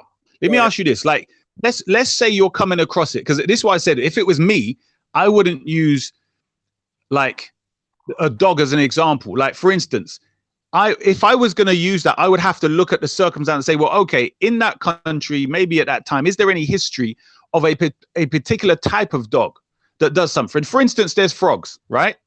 Now, there's a beautiful frog. I think it's yellow with black dots or the other way around. But this thing's poisonous as nick. You lick the thing or something and you're dead. Do you understand what I'm saying? So you might think this pretty little frog. Do you get what I'm saying? So likewise, there might be. I'm not saying there is. I'm saying before I put that across as racist, I'm just saying I would look, is there any history to do with certain types of dogs that went crazy or, whatever it was. Do you get me? So before I used it. Yeah. The thing is, I've been privileged enough to travel quite a bit. And in every far-fetched place I've been in the world, there has been many stray dogs about the place. And I can understand rabies being an issue with stray dogs and stuff like that. That's not the issue. They wouldn't be black dogs. I don't know if you know how rabies is transmitted and all the rest of it, but if you have dogs, and you're telling me that the dogs that are black need to be killed because they have the devil in it, and all the other, so that's assuming all the other dogs are okay. Sorry, brother. Can I just point out something here? Then don't you think it would be general to all black animals as opposed to just isolating dogs alone? That's a great question, which is a great transition to my new evidence. We need to be a little bit more consistent. If we're saying that the application of the word black at all times, in reference to how you interpret it to mean something negative, it can also be contextual. So when we're looking at a ruling or hukum that's given, it could be very well that it was specific to that particular moment in time. Do you understand? Otherwise, it would be general, and it would say kill. It would be general and be like, oh, kill all black animals. But this is not. It's in reference to, in particular, black dogs in that particular period and moment in time in history. But then he said something about it having a devil in it. So it's kind of like, I mean, for me anyway. This is again, we have to understand that, you know, I don't need to justify this tradition because, as far as I'm aware, I've never read it in Shia Hadith literature. But from what I do know, what's been mentioned in Sunni Hadith literature, maybe it would be advantageous if somebody was to read the actual Hadith I'm speaking about. The problem. It doesn't just specifically say one actual black dog. It says all black dogs need to be killed because they have the devil in them. Brother, where's the? I don't know if Takia watched. I think it's got it up. Maybe you could read it. Is my mic working? Yeah. Are you ready, Takia? Have you got it there, bro? I'm not sure if my mic is working because I've changed the setting. Can you hear me? Yeah. Takia, your mic is working and your screen is showing. Okay, beautiful. So yeah. So here's an hadith. It's a little bit different. Still talking about killing snakes and scorpion based on them being black. So it's more than just. Brother, that's not the same thing. It doesn't mean black. That one there doesn't mean black snakes and black scorpions. That's different. I know what you mean, but it's not the same thing. For instance, the Prophet would talk about once. Let me give a little commentary on this, and please respond. Sure. For instance, the Prophet would talk about two black things. He would say water and dates. Isa, you know why? Allow him to actually read the thing, then commentary afterwards, please. Okay. Sorry, I thought everyone could read it. Sorry, you're right. Go ahead, brother. No, go ahead, Takia. All right, so we do that real quickly though, yeah. Let me give a big shout out to Morton Hire. Okay, Morton Hire has been dropping them knocks. All right, he's been dropping some serious guala up into the show. So salute to Morton Hire and every one of you guys who are supporting Titans TV by viewing, tuning in, hitting the like button. Over 230 people tuning in right now. If you haven't hit the like button, I beg of you, hit the like button, man, and show some support. And of course, every single time you hit the like button, you destroy a demon. So hit up the like button, man. Love for the support. Let's get it back in. Yeah. So obviously, I'm talking about patterns right now. So this one is, as maybe you can comment on it in a moment. Kill two black things during prayer: snake and scorpion. So that's Sahih reference. Another one here is what we spoke about earlier. It's a long hadith, but just the last part is good enough, I think. So I said, oh, Abu Dar, what features in there in a black dog which distinguish it from the red dog and the yellow dog? So obviously he's saying that the black dog should be killed, but what's the difference between a yellow dog, red dog, and a black dog? And he said, oh, son of my brother, I asked the Messenger of Allah, so now he's going to give us the information, as you're asking me. And he said, the black dog is the devil. Have you finished, bro? Yeah, there's more reference, but I think this is enough. Okay, so I mean, I would say, because I've come across this type of thing already, and for me, I mean, even if I found them in Shia Hadith, my standard is the same. I understand why people created things to undermine blackness and so on, you know, and I've found because people are oppressed in general, but because the Shia have been oppressed for a long time by Sunnis, I've found the Shia culture and even some of the hadiths have incorporated a lot of hadiths from the Sunnis. However, like I said, we have a different criteria, which is the Quran. Oh, sorry, do you take it? Can you put it back up, please, bro? Let me. Oh, sure. Brother Takia. Yeah. Yeah. Thank you.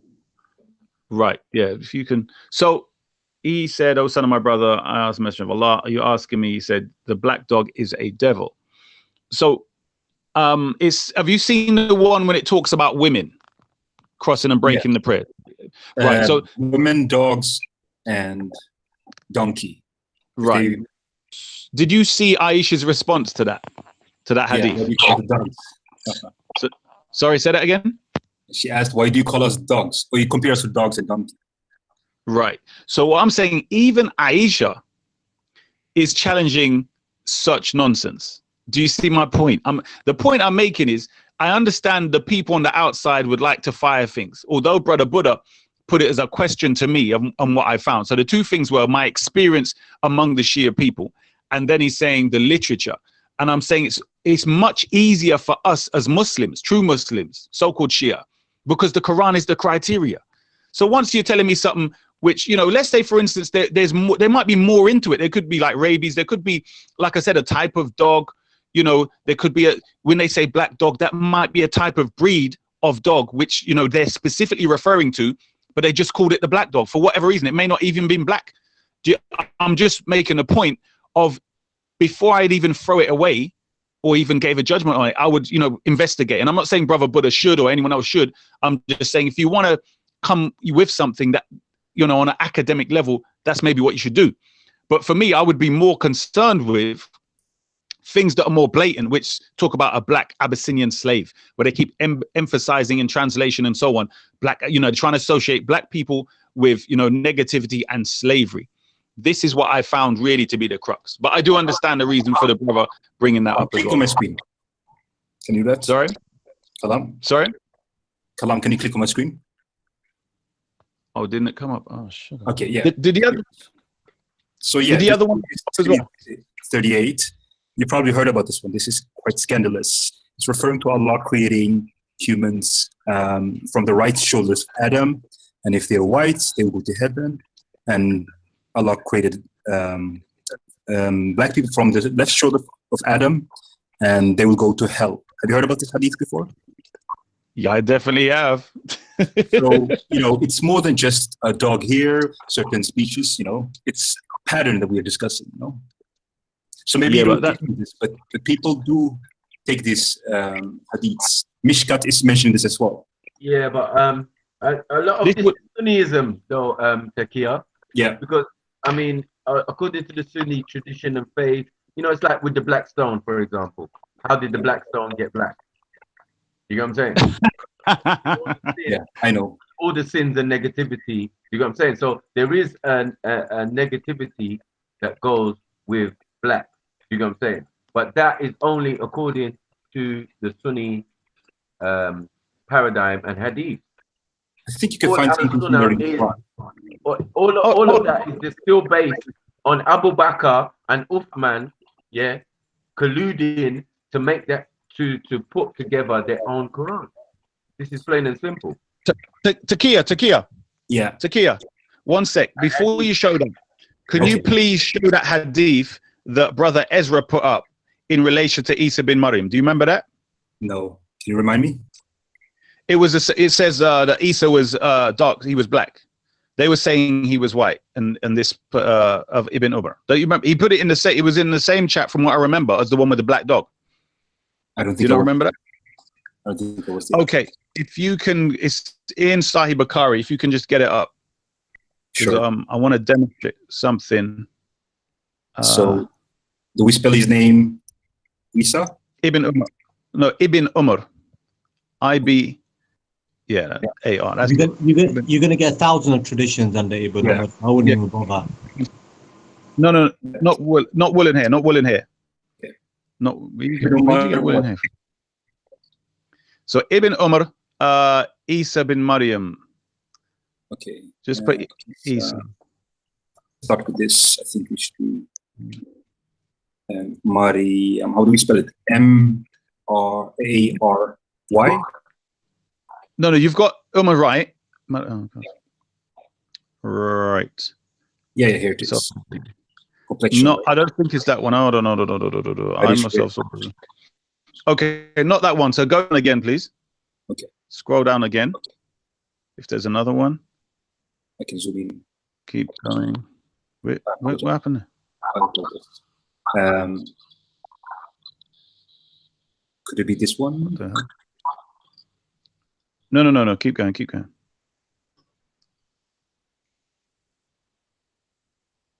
No. Nope. Did you not see it? No. The hadith that the brother posted in the link. No. I'm not sure if I was there. Okay. Darker skin, woolen hair. Ibn Umar and Kaaba. Sure. How do we spell it? Yeah. That's from what I remember. Because some translators spell it different, innit? Bloody hell. Oh, come on, man. And then Isa, we should add. Right? Isa ibn Umar.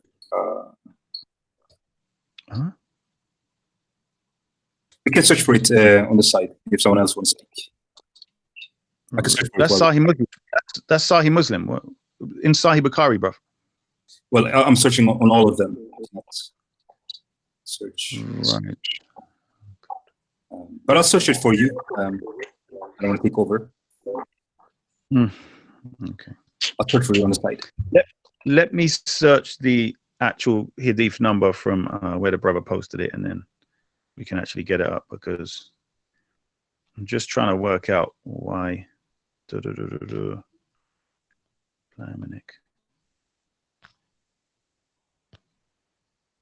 you can sum up the point. I've seen the hadith.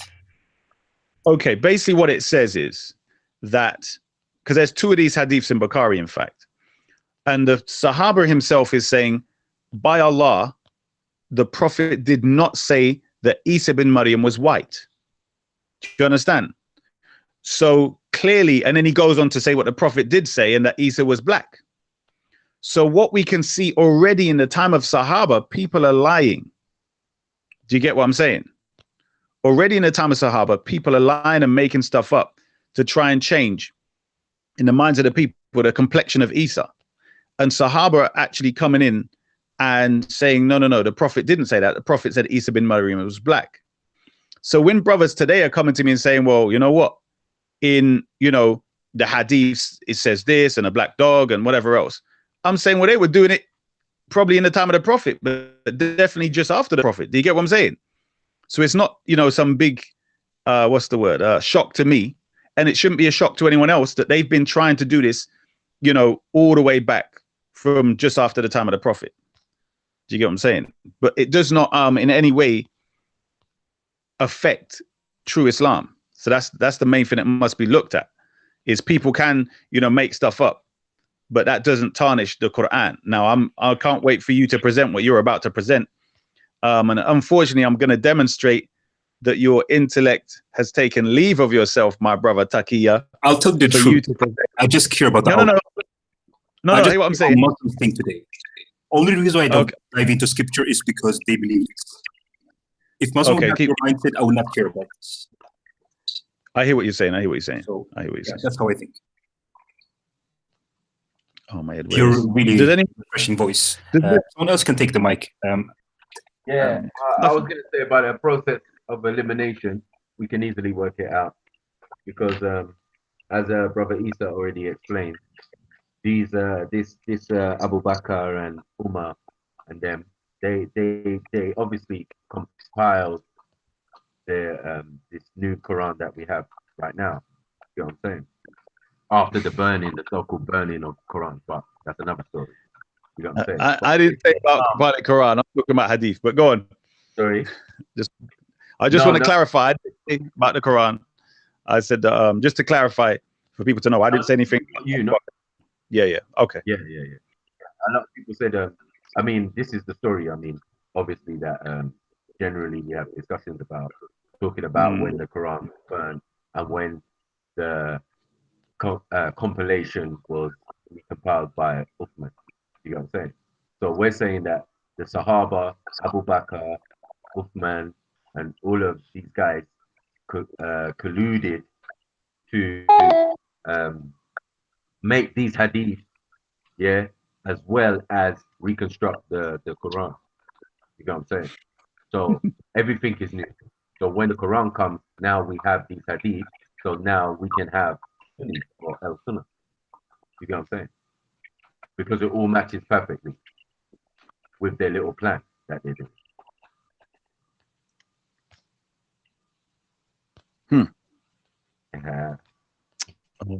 Brother Taqiyya, have you got the Hangout thread where these hadiths that you quoted were presented? The ones about the black dogs, or Brother Buddha? Taqiyya's dropped out now. Who dropped out? Taqiyya? Yeah. Okay. So, what's the conversation about, people? Is it gonna get various things? Wait, no, it took over, mate. Took over, and it just became a yeah, but man will bring good deal though. Man brought good deal, so it is what it is. A couple people asked questions, didn't it? So, yeah, I think it was more like that. Ultra Funky's up in the building. He says, "Baby Ultra, it's okay now. He just needed a hug." What happens when you're atheist? You know, you start dropping the baby and that. Oh, don't show. That's wicked enough. Atheism over everything. Oh my God. Atheism over everything. Now, yeah, you and Unc got a lot to answer for. If I ever online when he's about, he's gonna get that work still, because I can't accept this evolutionary theory that I've seen with my brother, Uncle Ket. Get me? So we can address those things when we come to it. But we've already cooked you atheists already many times over. You bro, know, listen, we need to be double dip, bro, because and you're atheists not don't even go an down atheist. easy. You're not even an atheist. The real black atheist is coming, but you're not an atheist. You're Exactly. I'm an agnostic, ultra altruistic agnostic. atheist. So Ultra Ultra alleyway guy. Yeah. Hold on. Ultra agnostic. You're not sure. Just say it. Gavin. No, you know what it is, yeah? I'm going to be honest. I just don't buy the stories that man are trying to feed me. And therefore, by that definition, I'm an atheist. However, when I'm walking down the street, I'm not walking down the street thinking, la la, there's no God. Nah. I'm thinking, bro, yeah, I wonder if there's some Catholic stuff are going to there's give some me a Catholic rebate. Because you, Hold on, family. Hold on. Because we've got some people asking questions up in here, yeah? Gavin Wilkinson says, yeah, who was Allah praying to? So I'm going to send that out to my Muslims on the panel. Who was Allah praying to? All right. Wait. I need to deal with that because can we not answer that today? Please remind Kalam that when he's at Speaker's Corner, he said a great black intellectual Muslim will give Kalam the biggest spanking of his life in regards to that specific claim in which he put out there, bro. I have to do so. No, if anyone knows the proper answer, please don't give it just yet. There's a proper answer. We need to do with me and Kalam need to go head to head on that one. Don't worry about that. You got the proper answer. I'm sure everybody else got a different answer. So go on. Okay, so my answer to that is, first of all, in regards to the question of who is Allah praying to, number one, you don't know the Arabic language, so don't even speak of who is Allah praying to, because it doesn't even say in the Quran Allah is praying to this person. Sorry, I know What you were they will talking do. about Kalam. You wasn't talking about Kalam when you said don't even go in about the Arabic language, I'm sure. Or Isa. Or... No, sorry, family, I'm just going to step away for 2 minutes, yeah? Sorry. No, he means the question. Shahid, you're talking about the question, aren't you? Yeah, I'm talking about the question, not Kalam, because I know Kalam studies Arabic. So. I was going to say, yeah, okay, cool. But yeah, basically, what I'm saying is, yeah, if you don't know Arabic, yeah, how is my man coming up to a person who knows well learned in Arabic and saying, bruv, what you call it, Allah is praying? Number one, the Arabic language doesn't even, in accordance to that verse that the questioner is referring to, the verse doesn't apply to Allah praying, number one. Number two, Allah sends blessings upon His Prophet. Now, if any logical, reasonable, open-minded man comes up to me and says, you know what, yeah, Allah is not praying, He sends His blessings, yeah? How are you telling me, yeah, that sending blessings is praying? Does that make sense? No, it doesn't. Bro, the problem is, brother, is that these people might be asking it because Kalam is the one that put it out there. So that's the problem. So this is why I said I'll deal with Kalam on it, because Kalam is the one that threw this on my head. The hadith is right here, you know. What's his name? What's his name? It is. Oh, imagine it is this hadith that I was talking about Ibn Umar is actually right after the ones with black dogs. So okay, for those who want to check, I don't know whether it's old Bukhari or new Bukhari. Mm. It's hadith number 3185. Ibn Umar says, "No, I swear by Allah that the Prophet didn't say that Jesus was light-skinned, but he said, while I was asleep, I was walking around the Kaaba when I saw a black-skinned man with straight hair between two men. I asked who the man was, and I was told he is Isa, the son of Maryam." So that's hadith number Sahih Bukhari 3185. There is another one similar to that, but slightly different, and that is actually in the same thread. Could I get is Sayyid Ali still here? Yeah, I'm still here, bro. What's up? Sayyid Ali, could you respond to that question that in regards to, you know, Allah praying? Yeah, it's an objection that's normally brought up by Trinitarians to suggest that God can pray to himself. This is, you know, as far as we're concerned, this goes against the essence of God. That God is in no need of praying to himself. You already mentioned, you know, unless you understand Arabic grammar in itself, you cannot really do justification to answering that particular question. But yeah, that's not how we understand it or interpret this verse. Okay, so a person asked Brother Kalam, posted a question. He said, ask him, since he said he follows the Quran, don't the Quran say the wives of Muhammad are mothers of the believers, which I will go into as well. And since he claims Quran, why curse? Okay, number one, the brother that posted the question, you don't, I think when you refer into that verse, you don't look at the tafsir of that verse. That's number one. Number two, a lot of Sunnis, they extrapolate from this verse that that this verse, yeah, refers to Aisha being a mother. If this is so, yeah, why don't you give that respect to Sayyidina Khadija alayhi salam and say Sayyidina Khadija is the mother of believers? Why don't you say that? All the time they're saying Aisha, Aisha. Say that to Khadija. Wallahi, they won't say that. They won't even say Khadija is the mother. They'll say Aisha.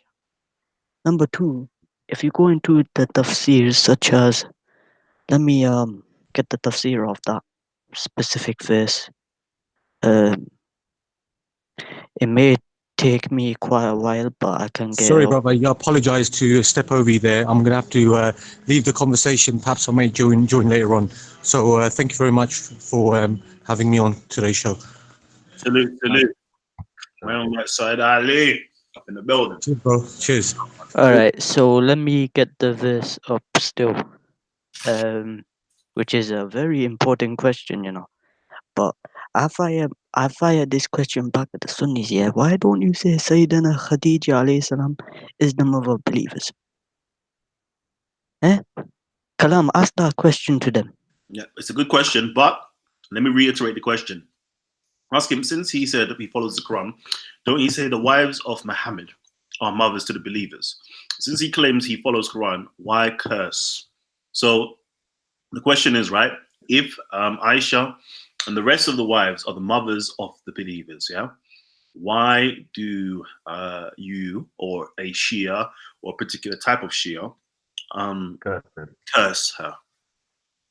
What's the justification? Okay, so on the basis of cursing, yeah, and this is very interesting. Oh, the Sunnis say where we curse the Sahaba, we curse the wife. Kalam's particularly interested in cursing the wife. Number one, your mother Aisha, I'm not gonna disrespect, in your own books, Aisha cursed Uthman. If they're not aware of this, go research your books. She says, kill Na'fal the Jew. Referring to Uthman, she says, kill Na'fal, may the curse be upon Na'fal the Jew. Referring to Uthman. So if you're telling me I'm not supposed to curse, tell me, why does Aisha curse Uthman and say, may the curse of Allah be upon Uthman and kill Na'fal the Jew? Is that Omar? Omar, the Jew. No. Aisha, she says, may the curse of Allah be upon Na'fal the Jew, and this Na'fal is referring to Uthman. So she's cursing Uthman. She's calling him a Jew. So how can you come up to us and say we're not allowed to curse, but your mother Aisha is allowed to curse Uthman? And number two, Uthman cursed as well. Uthman cursed his own people in the book in Al-Muttaqil Hindi. In Al-Muttaqil Hindi, there's a hadith where some of the companions, they were talking ill of Uthman, and Uthman came up to the pulpit and said, may Allah curse all of you for bad mouthing. So there's two responses I have. Number one, in your books it says Aisha says, kill Na'fal the Jew, and may Allah curse Na'fal the Jew. This is referring to Uthman. And number two, in your books such as Al-Muttaqil Al-Hindi, it states that Uthman said, may Allah curse all of you for bad mouthing me. So if we are not allowed to curse, why is your Sahaba cursing? All right, let me stop you there. Okay, so as we can see, the brother has answered it to his best of his ability, and he's given a strong argumentation, and he has placed it back on you again. The good brother Waleed Isaac says, first of all, thank you for entertaining the question, young Shia.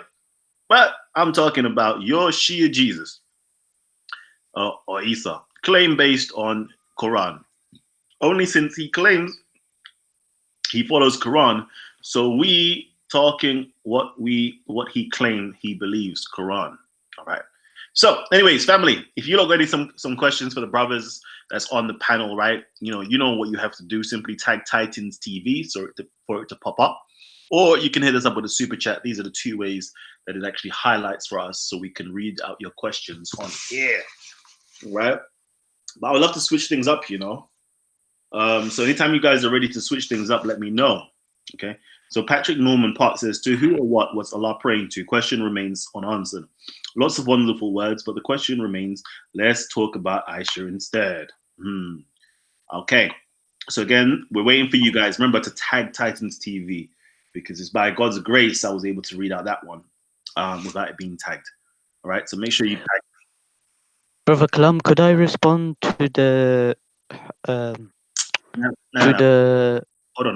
No. Leave it alone, because I want to try to change things up. What's up, Hussein Ali or Allah? Thanks to both Titans TV and Young Shia. Okay. All right, cool. So, panel members, man, let's switch things up, man. What do you guys want to talk about now?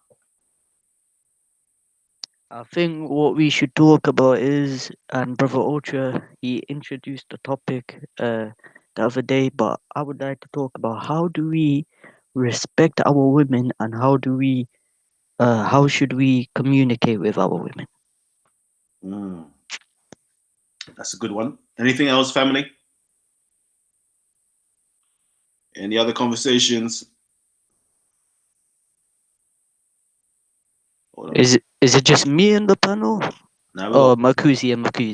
Got quite a few people up in here. I don't even know, man. I was just listening and following along. All right. Yeah, any subject is, it's always, I'm always ready and always available. Okay. It seems though we're gonna have some interesting comedic talks very soon. I've just seen my brother Netta Neb.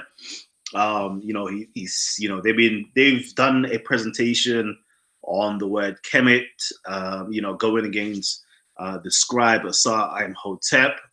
So, I'm just seeing it now, like things are just breaking to me right now. So that's going to be interesting. We're going to have, that brother on Netcha Neb. If you haven't seen, his presentations over here on Titans TV, please go over there and check it out. Absolutely phenomenal.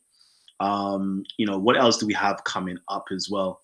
Again, we're going to have my good brother Uncle Keck from the Amun-Ra squad. The real black atheist, he shall be coming on to the panel, giving us a presentation. Callum, when is that happening? You know what?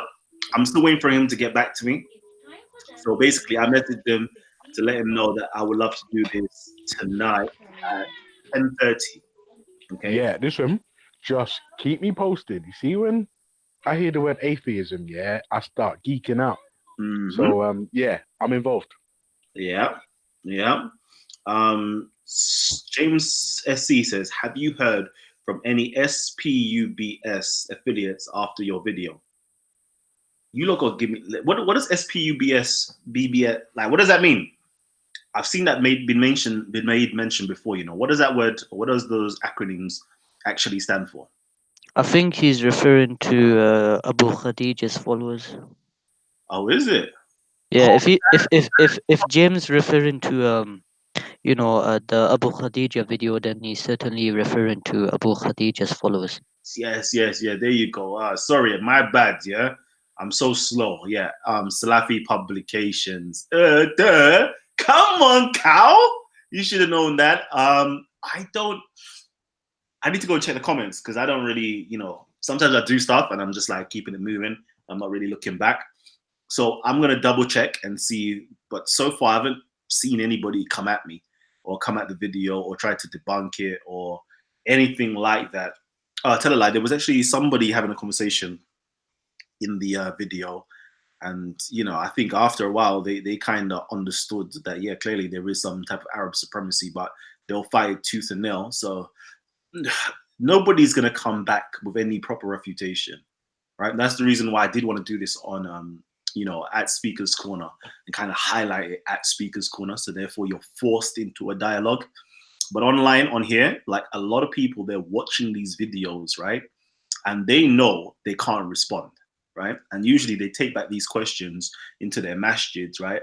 And in the masjids and the individuals in the masjids be like, that one that they call Kalam, he's a shaitan. Literally, they'll call me a shaitan and say I'm causing shubahat and all those things there. And, tell their followers to please unsubscribe or don't, watch the video, don't hop onto the panel because it's going to cause too much doubt. And they usually do that without responding to the questions that's actually raised or risen. Just stay away from, shaitan. So I very much so doubt, like when I'm licking people up with these types of information, like, bro, they're not trying to respond. They're really not. Let's see, what's the shocking news? Have you heard from, okay, I've done that. The inheritance from the Quran. Come on, that's too easy. Man, like Konsu's up in the building. Oopsies. Konsu's up in the building. Let me send out the link to everybody. Hold tight, everybody. Hold tight. Anybody that wants to jump in, the link is being shared out. Let's see. You can answer that question yourself. Let me go up to the top a little bit. Let's see what other message you lot been dropping. Brother Kalam, you probably missed our Sophia's question. Yeah, let me get to it. So Victor Wren says, why is paganism so disrespected? Topic for you. Good question. Oh man, can you do a breakdown on it at Titans TV? What's that breakdown on what exactly? Respect our women. Okay, cool.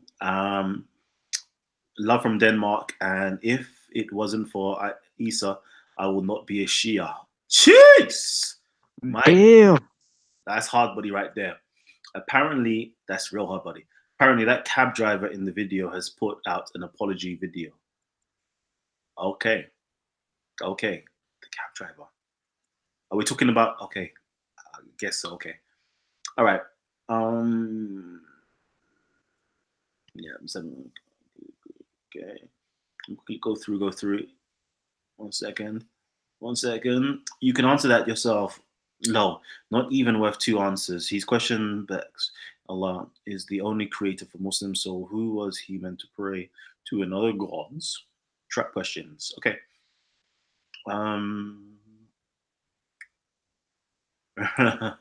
Salafi publications are coming for me now. They won't.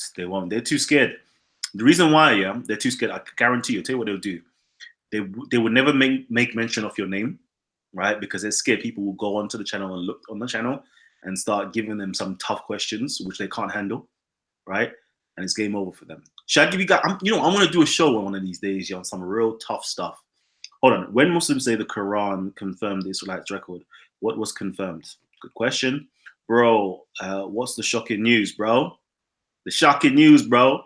I'm gonna show you the shocking news. Give me a hot second. All right. So the link's been sent out. But yeah, go ahead, family. If you don't want to talk. Oh yeah, brother Kalam. May I ask one quick question? Yeah. You know that show we're supposed to still be doing? Yeah. Yeah, I'm just wondering, how we gonna schedule that, That's a very good question. We need to actually get that done. So today is the Thursday, right? I'm supposed to have these individuals on. I want to give you a proper show, like not just. Yeah, I get you.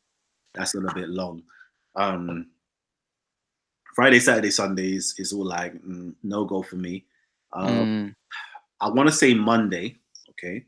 I actually want to say Monday, but in the same breath, right? Next day is Christmas, and I really want. Yeah. The other way is there, like it's all a bit political. So I would say, I would say maybe like the Thursday, next week Thursday could be possibly like a good one. Next Thursday, alright. Yeah, next Thursday seems to be like kind of okay-ish.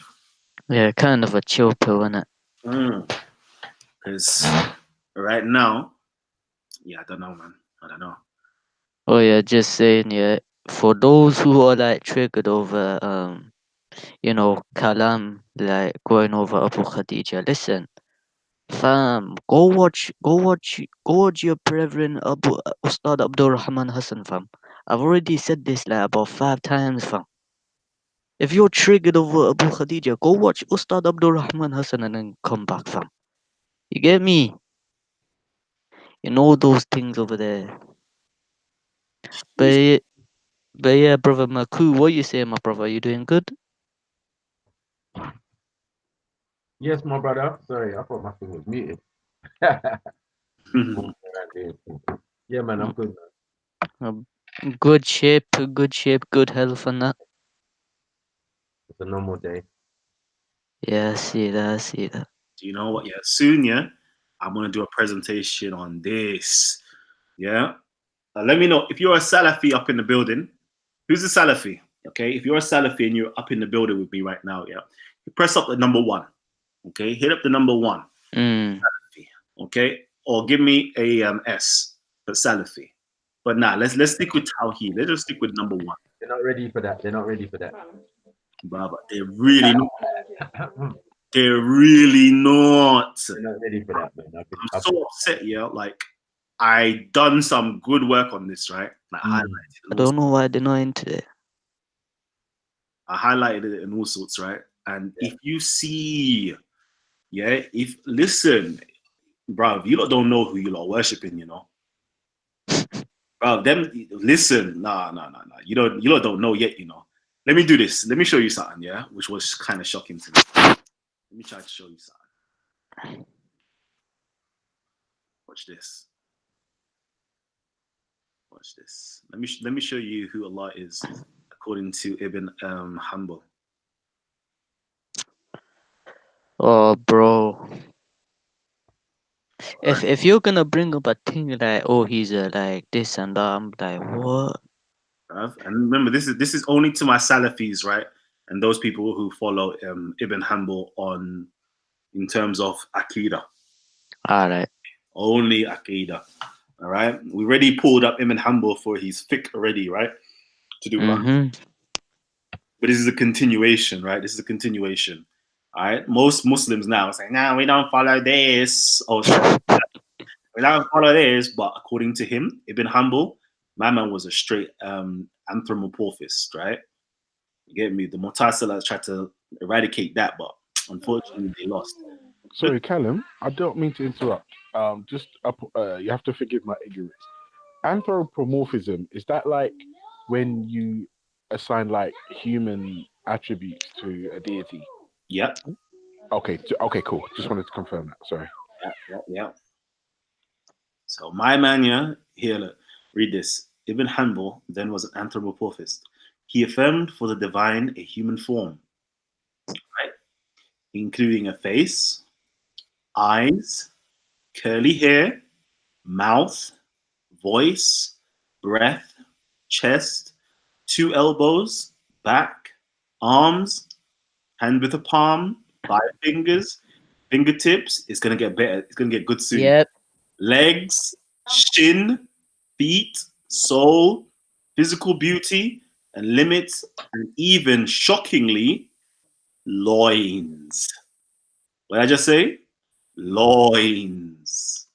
Yeah. Let me just make sure that's triple highlighted. Yeah. And I was speaking to what's his name? What's the good brother's name? Megatron, because he said something about this before. I was like, yo, right here. So did you know, I'm just gonna ask a quick question, right? To my Salafis, yeah. I know you can't say how how big Allah's penis is, right? I know you can't speak on the how, right? But you do acknowledge that Allah has got a penis, right?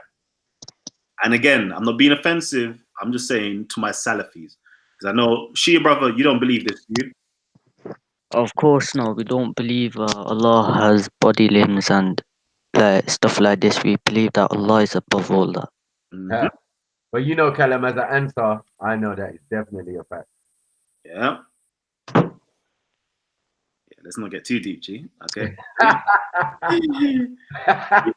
And this tradition is found also, yeah, in Ibn Hanbal's Musnad 2-330. So if you think we're making ish up, right?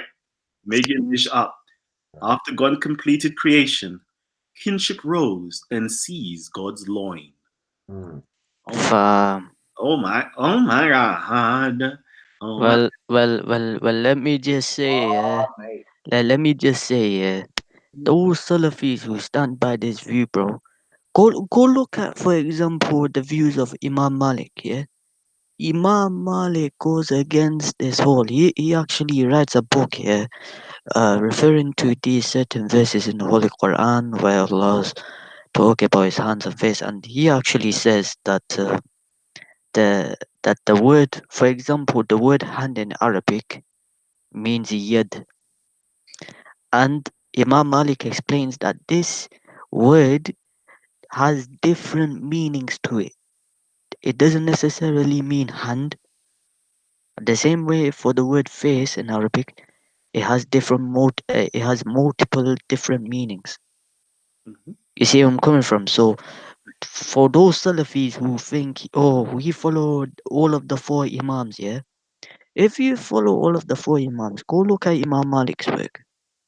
Why you stick it to one scholar, but then you contradict your own beliefs and say, we follow all of them? You know, let me just quickly read out. Ibn Hanbal's Aqidah is Aqidah number 1, right? So just so you guys know, yeah, who was Salafi, right? So, of course, I'm going to get, brother said I'm going to get a fatwa on my head for this one. And the worst thing about it is I'm going to get all the death threats as per usual for simply reading Islamic literature. You know this, right? It's not like I'm making, if sometimes I'm like, yo, like it's not like I'm making stuff up. It's not like I'm lying like how you guys do or slandering like how you guys do. All I'm doing is reading your text and highlighting. Wait, Callum. Again, I know I'm interrupting you again, and I do apologize, my brother. But if I'm honest, like when you said Allah's got a male appendage for the sake of the children, my immediate reaction was WTF or WTF, right? Because, like, what exactly are you reading? And where can I get a look at this? All right. So I'll read it out first. Read it out first. Okay. And I'll get to you. Okay. Okay. So, and I'll even give you guys a nice source to go to, right? So here it is right here. God, this is Ibn Hanbal's Aqidah. Okay. So I'm going to ask my Salafis, right? Do you affirm this, right? Because this is just written in his Aqidah, right? It says here, God is on the throne, and the Kursi is the place of his feet. God is on the throne, and the throne has bearers carrying it. He is in movement. He speaks, he looks, he laughs. Ha ha ha ha. He rejoices. He loves. And he detests. He displays ill will and kindness. He becomes angry and he forgives. Every night he descends in the manner he wishes to the nearest heaven. He might be here roughly now. It's nighttime now, so Allah might have just descended. Okay, just bearing that in mind. The hearts of humankind are between two fingers of the merciful. He turns them over as he desires and engraves on them whatever he wants. He created Adam with his hands and in his image. On the day of resurrection, I'm gonna get my my pro-blacks Muslims to give me a takbir in a minute, right? So just remember, right? He created Adam. All right, I remember Hanbal is a literalist, right? So he created Adam with his hand and in his image, right? On the day of resurrection, the heaven and earth will be in his palm. The people of paradise will look at his face and see it. God will honor them, he will appear to them and dispense his grants to them. The servants will appear before him on the day of judgment. It is he himself who will ask them for their accounts. Other than he will not administer that. Okay.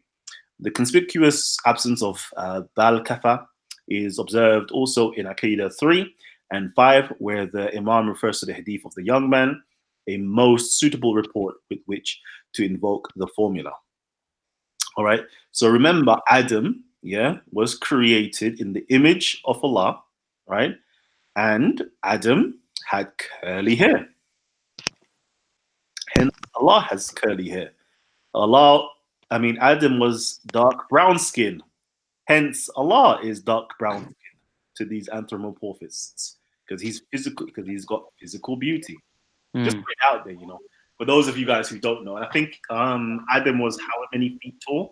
Therefore, Allah was how many feet tall as well. Just putting it out there for you guys who actually know. Wait, Callum, hold on, Callum. You're just hurting my brain right now. Hold on. Slow down. Wait, so from this information you're reading, right? Like, I feel like it's slippery slope because if we're saying, if we anthropomorphize Allah, and then you bring up the whole Adam was made in his image, that would mean essentially Allah's a dude. Yeah. Well, they explain it to be that. Like, through and through, like if Allah did descend to down or whatever, when he showed up, he looked like a dude with curly hair. Like, this is hurting my head, Callum. Yeah, the thing is, brother Ultra. Yeah, you see it literally in the literature. You see, but Shahid, stop! No, we need to go, and find out what they have to say about him. It doesn't. No. Let. According to them, this is what the Prophet said. Okay, listen to this report. Okay, this report is coming from Ibn Abbas. Hamid ibn Salama reported from Qatada, from Ikrimah, from Ibn Abbas that the Prophet said, I saw my Lord in the form of a young man, beardless, with short curly hair and clothed in green garment. Okay? This is why, this is what they believe. So this is why they affirm it, because the Prophet has said this. Allah doesn't have a beard, by the way, right? Allah has got short curly hair, like tight curly hair. This hair here, this jad, this tight curly hair is like an Abyssinian hair, right? Just to put it out there. It's like an Abyssinian hair, okay? I'm going to stop for now. Okay? I'm going to stop. Yeah, Callum, listen, this is slippery slope stuff, right? Because the problem is, if we're saying he's made in his image and God has this, and this, then what? Oh, you found it. Well done, babe. Yeah, if God has this, and this, then that means he's got junk. And if he's got junk, then he can pass waste. If he can pass waste, then he's got intestines. If he's got intestines and he's got liver and kidney, this is just insane. Like, it's insane. Callum, like, it's like, who believes this? Who believes this stuff? Let me see what Waleed, because Waleed is actually a Salafi, and let's just see. He doesn't believe it, I don't think. Let's see what he says here. Waleed is says, how can I believe in that when it goes against the Quran? BKZ, because in the Quran it says there's nothing like unto him. And plus, no one knows which sex, i.e. he or she Allah is. Well, if you're a Salafist and you know your Salafist doctrine properly, and you know that you're following the Hanbali fiqh, and you're following the Hanbali, how can I put it, Aqidah, then boy, this is what your school teaches. This is what it's truly about. Because they're the people of Hadith. They follow the Hadith. Ibn Ma'in and all that man there, they follow this. Listen to this. I read to Abu Abdullah. This is Ibn Hanbal's son, right? Shaidan reported to us from Ibn Abbas that the Messenger of Allah said, I saw my Lord as a young beardless man with curly hair and on him a garment. I then sent to Ibn Hanbal.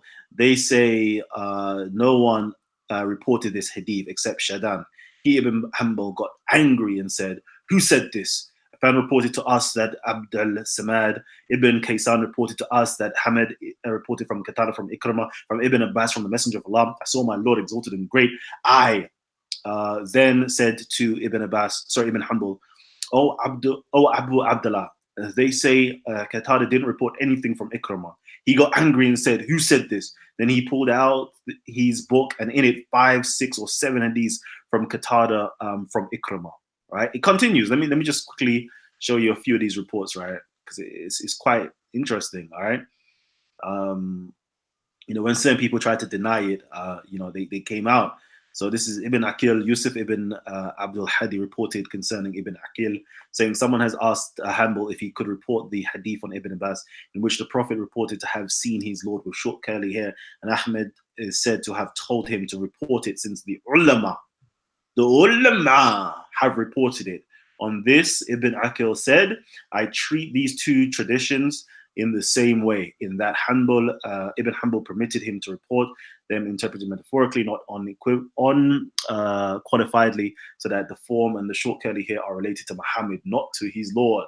This is what he says. This continues to say, nah, fam, you're trying your biscuit. This report coming from one so hostile to anthropomorphism is strong evidence of the Imam's affirmation of the anthropomorphism of this hadith, although Ibn Aqil does not hesitate to deem apocryphal any report offensive to God's transcendence. Despite its acceptance by the majority of his companions, Ibn Hanbal's affirming the use of these expressions was apparently too well established even for him to deny. Instead, Ibn Aqil chose a route he had traveled before, attribute to the Imam the use of ta'wil, figurative interpretation, to do away with the anthropomorphism. This is contradicted, however, by Ibn Hanbal's own discussion of the report, in which he condemned ta'wil in its regard. And the hadith, in our estimation, is to be taken by its apparent meaning. All right? Zahiri. Right, by the apparent, by the clear cut, as it has come from the Prophet, and indulging in theological rhetoric, i.e. Kalam, okay, with respect to it, is an innovation, a bid'ah. But we have faith in it as it came upon its apparent meaning, and we do not dispute with anyone regarding it. Well, goddamn. Well, goddamn. Okay. Flipping heck. Callum, man, what are you doing? Like, yo, you're just providing receipts, and like you're hurting my brain, brother, because you're just dispelling myths. No, hold on, Ultra. And I'm not sure if I can take this. Hold on, Ultra. If I added on to that, yeah, I tell you right now, your mind will be extra messed up. You know why? Because you brothers, yeah, might not be aware. Brother Kalam, I'll ask Brother Kalam first, yeah. Brother Kalam, are you aware that in their books, that because Salafis say they follow their books, right? Are you aware that their books say that it is permissible, and this is why I say some of them, they're not aware that there is shirk within their books. Are you aware that their books say it is permissible to take blessings from a camel's crop? Are you aware of that? I know that there is it's called tabaraku. So there is items or relics or objects that they can get blessings from, but from a camel's dung, I didn't know that one. I know there is shifa in camel's urine, but camel's dung, you're dropping something new to me now. Legit, if you want me to read, if you want me Essentially, to I'm show just the gonna come evidence. out and say this, right? Hadith is shirk. No. Again? Hadith is shirk. Straight. Hadith is bid'ah because, excuse me, baby, Ultra. I'm on the phone with Kalam himself. You're becoming Right. a Muslim. Bro, listen. I'm just gonna say it, bro. Like, the Quran is the word from, like, if you're a Muslim, it's from the Creator. Baby Ultra, please. Yeah, it's from God directly. The Hadith is written by dudes. And Okay. in Hadith it says crazy-ish about, like, just God and, like, Okay. having a shin and drinking camel pee, all the nut stuff. Okay, Is Ultra from Hadith, right? And if you're using that as that's what it feels like, that's innovation. Okay, That's Ultra, shirk. could I respond to that? No, I'm not saying shirk. I'm saying shirk. It's pronounced shirk. Shirk. Shirk. Yeah. But yeah, I would like to respond to that. Yeah, not all hadith are like bid'ah and shirk. Yeah, it's just from those who narrate it and those who are see. I'm gonna tell you right now, Raspet knows how to pronounce it correctly. Shirky warrior. You know, you got shaky warriors, but you got shirky warriors as well. man who say wallahi with their hand on the Quran and lie through their teeth. That's shirk. That's shirky. My brother. But yeah, bro, legit. If I was to recite these narrations right now, yeah, regarding taking blessings from a common scrub, I think I would get a lot of death threats for that, bro. Mate, listen, I just want other people to join me, right? Because I can't just be the only martyr here. I've just shown that the Salafis believe that Allah has a penis. So right. Allow me, like, you know, you to just bring up camel dung. That's all right. I can't just be the only. I've just shown that Allah has a penis. It might be a big penis, might be a small penis, but we can't ask the how question. So Right. be quiet. Well, listen, if anyone wants me to pull out the ones, I will do so, bro. And man's not scared to do it. Jeez, hey, you lot join me. Hey, respect. Please join me, man. Listen, man's not scared to pull out the authentic narrations where it says. What's on my head, fam? You're talking about Allah's penis. I'm not involved. You know that some of this. Come We on. know some of this ilio is in the Quran. We know some of this ilio is in the Quran already. The throne, the knee, the hand, the pen. Now, but Maku, you see the thing is, you take it as a literal sense. We don't. Well, that's your problem. Hold on, Kalam.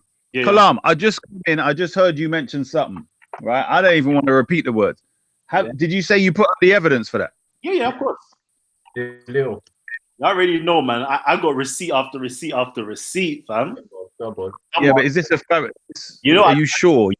I don't speak without no evidence, baby, man. Come on, you lot have known me long enough, bruv. Like, it's one of those ones, yeah. You have enough faith in me as you have in any other. Was this found in some sort of backwater, bruv? I mean, Doubting Shia. Is this a newly discovered in some sort of backwater, bruv? I mean, is this a new... Hold on, let me just mute out everybody's mics because I can't. Okay, so you lot mute out your mic. Let Shia, Isa, the black telect speak. To my brother. I mean, you know, most of the stuff I've heard you say, regardless of whether it's authentic or not authentic, I've heard before. But I had to come back in because I heard you say something. And maybe I may have heard it from a Sufi coming at the Salafis, but that would have been like 20 years ago. So I couldn't. Would you mind putting it back up if I've heard you correctly? Does the hadith say what you've said? And could you put it back up just so that my eyes maybe hold this on the big screen? What loin? Huh? The word loin. Sure. All right, let me do this again, right? So let me just get this up. We've got Curly in there. Let's go to it. All right. So of course we got the you know, this is Ahmed's Akida. This is Akida number 1, right? You know, he goes on to, you know, to do his whole anthropomorphism. You know, gives his whole thing, and then, you know, it continues, right? And then it says here, Ibn Hanbal then was an anthropomorphist. He affirmed for the divine a human form, including a face, eyes, curly hair, mouth, voice. Mute your mics, please, family. Everybody just mute up your mics, yeah? Mute up your mics, everybody. All right, so we get this good. Okay, so curly hair, mouth, voice, breath, chest, 2 elbows, back, arms, hands with a palm, 5 fingers and fingertips, legs, shin, feet, soul, physical beauty and limit, and even shockingly, loins. Okay, all right. He affirmed the external meaning of these attributes and refused to qualify them with bal kafa. Okay, so you know, like saying without such and such.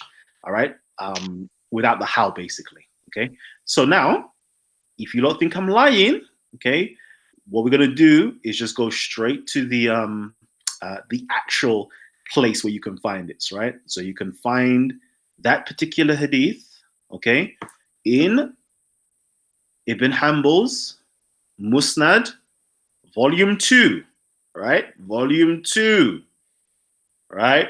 330. All right, that's where you can find. Oh, hold on. Ooh, hold on. Let me not do that, because I may actually have volume 2 in my possession. Please don't tell me you have the book. I actually may have the book. Do you know what? Yeah, just in case I don't have the book, you lot keep on talking, right? And then I'm going to try to see if I can find it in the book, pull it up to you, and then you could see the book cover, right? You could see everything, and I'll even send you the PDF of the book itself. Well, bruv, you know what? Since you're gonna find that. You know, I'm a chocolate Muslim, so just for my Salafis out there, yeah, just in this case of balance. Just in the case of balance and fairness, Waleed says that you know that man that he doesn't accept hadiths that contradict the Quran, and for him this is a contradiction to the Quran. Yeah. That's the first one. And Ziriab is saying that he can this completely. If Ziriab, are you looking to come in here and debunk it? If so, then I'll add you, because I've got you on my thing, because it'll be good to have some of the balance Salafis and the Sunnis to defend this one instead of like a one way. Yeah, bring Ziriab in. I would like to hear his views. I know he's a researcher of the Maliki school, so I would like to go through that. But since Brother Kalam is looking for it, the narrations in regards to the hadith of Aisha, which I stated before, that in their books it states that it states very clearly that it is permissible to take blessings from a camel's crap. If you go into the book Al-Kamil fi Tariq by Ibn Athir, volume 3, page number 247, and the chain is authentic and the hadith is authentic. Imam al-Tahawi says it's Saduk, meaning it's good and reliable. It states the following, and this narration is by Abul Bukhtur al-Ta'i, who said, the tribes of Dubba and Azad circled with Aisha at the day of Jamal, meaning the battle of Jamal. And men of Azad would take now listen to this very carefully, yeah? Would take the feces of the camel and would disintegrate it and smell it. And they would say, the feces of the camel of our mother, its smell is like the smell of the musk, and it is a blessing. What kind of weird stuff is this? I bet you none of you have heard that before. None. Bruh, we need to get back to this. I mean, sorry, brother Isa. Just a quick thing. Somebody in the chat has asked to get the Shia perspective on inheritance error. Now, I don't know what that is. That's long. That's long. It's a long one. Okay. Let me quickly do this, right? So I really couldn't grab it off the what's it called it, but I just done a quick copy and paste, right? And in right now, this is the book right here. The Zahiris, okay? The Zahiris. I think this is what Isa, the Sunni Muslim. Yes, that's it. Yeah, their doctrine and their history, a contribution to the history.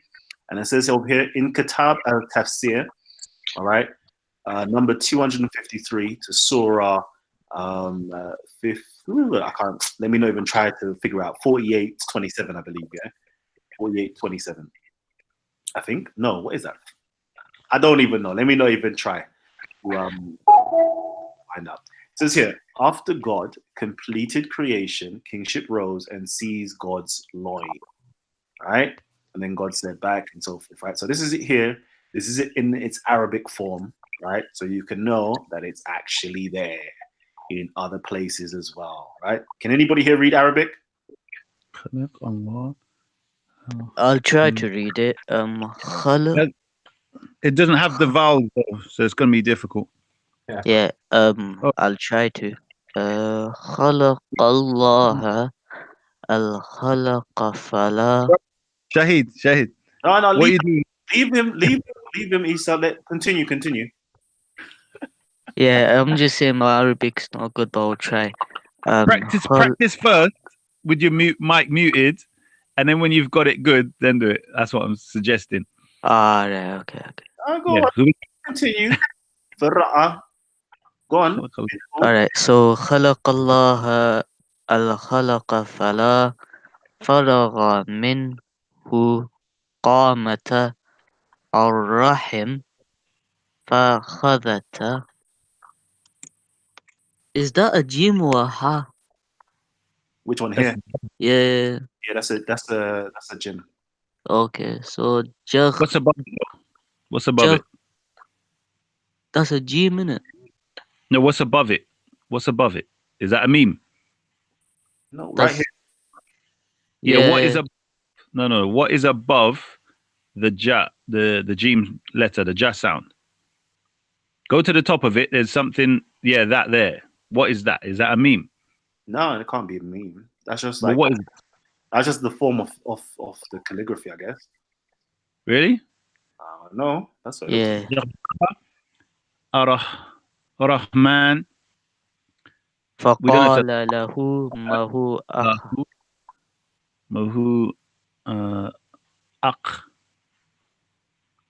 Aqla.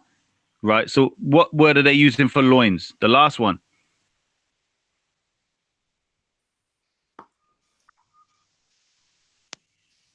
Which one's rose? Is it the word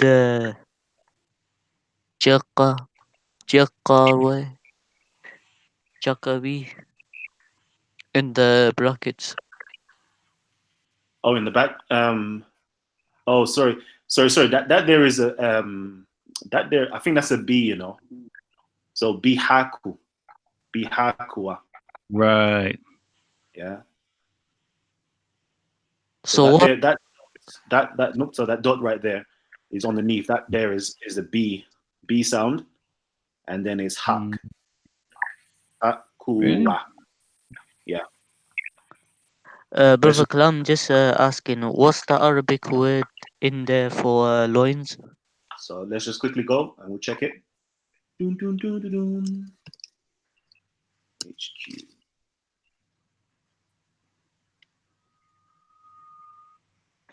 Let's look at this. Where is the word? Where is it? HQ. Oh, it's a wrong H. How do I get the proper H? The capital H? There you go.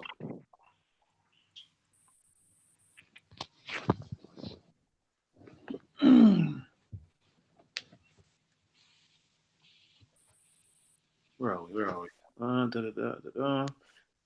There you go. The waist, waist wrapper, tying their off, refuge protection, sequoias,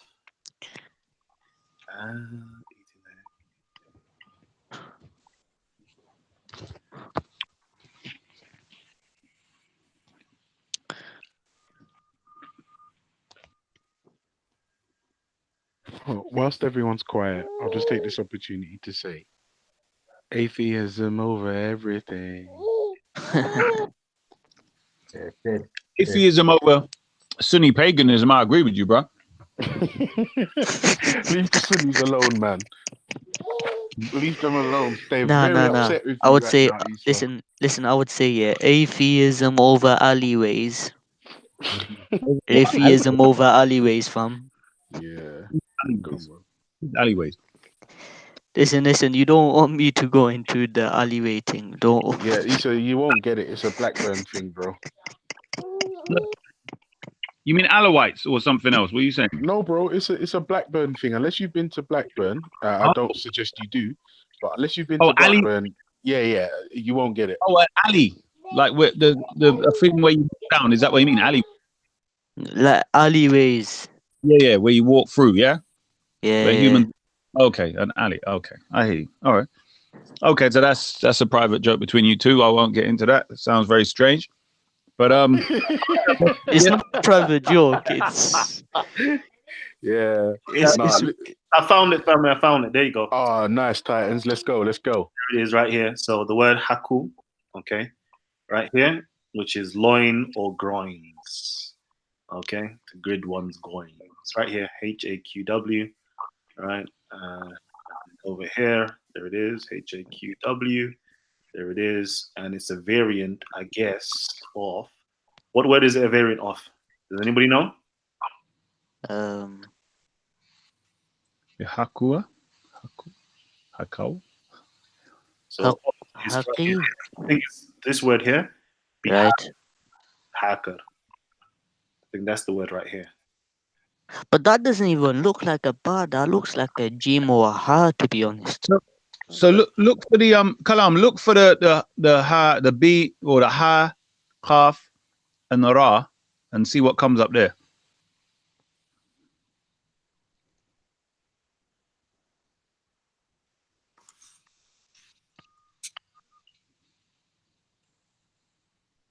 Hakara.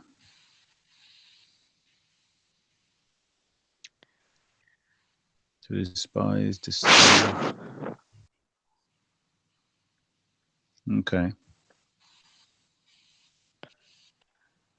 Oh, not gonna lie, I need to have some tea right now. It's funny, you know. You realize you're live, bro. Don't need to that. Listen, I'm a weird guy. Allow me, fam. Allow me.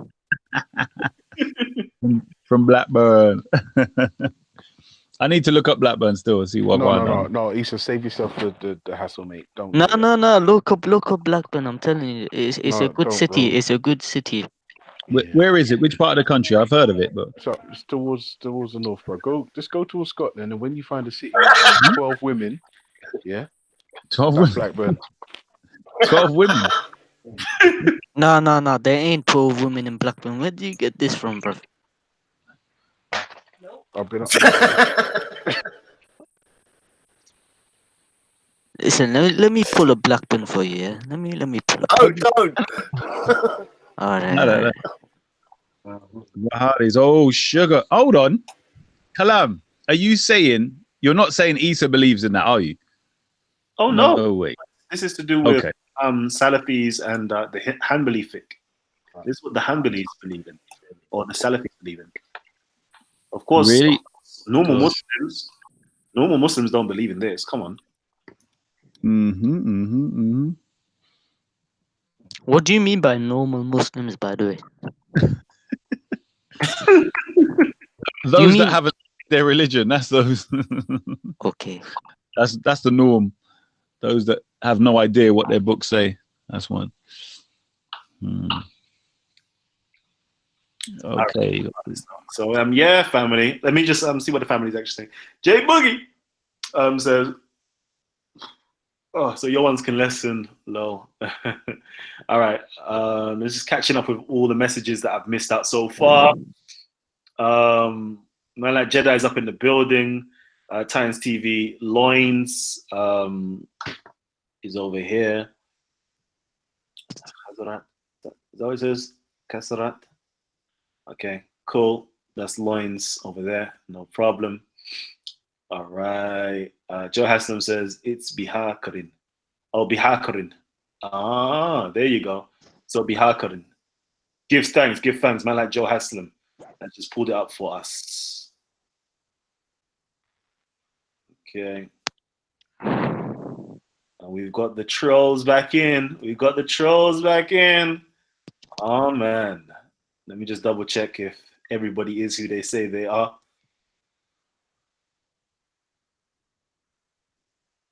All right, cool. So what are we saying now, family? Because we've been on for quite some time. I'm not gonna lie to you, Callum. Like, you said things today that just made me like drop my jaw. And I would urge anybody who thinks that Allah has appendages and bowel tracts and digestive systems to just do away with that stuff. Right. Just do yourself a favor and just put it down. Go back to the Quran, hug it, read it again, and that's it. Because all this other stuff is just insane. It's insane. And you know when something's insane? Let it go. Just let it go. Can I add something? Please? Yes, sorry? Can you hear me? Yeah, your mic's working. Go on ahead. Okay. Look, the Quran is very clear. It's very, very clear. There is nothing like unto Allah, the Lord of the worlds. So if you say he's a human being, then you are against the clear verses in the Quran. There are clear verses and there are ambiguous verses. Okay. And those who has... Oh, sorry. Who's laughing? Well, that was Hopsky. Okay. Let me. In the Quran are clear verses and there are ambiguous verses. So the ones who has a lot of knowledge, their foundation is the clear verses. They go on the clear verses. If they don't spend their time with verses that is not very clear, because it's not really fruitful. So that's my point.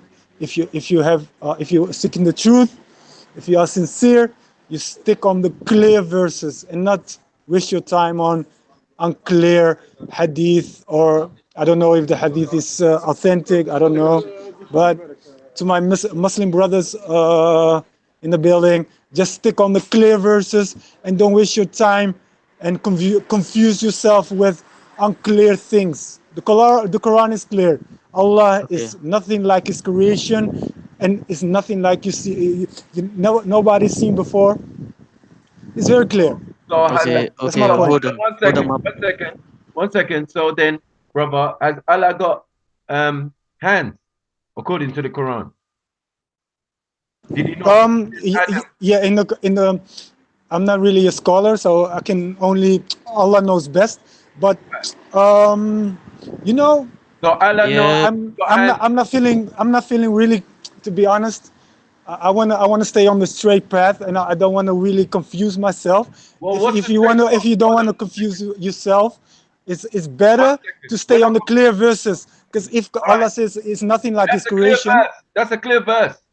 That Allah has but what does it mean, a hand? What does it mean? What does it mean? You know what I mean?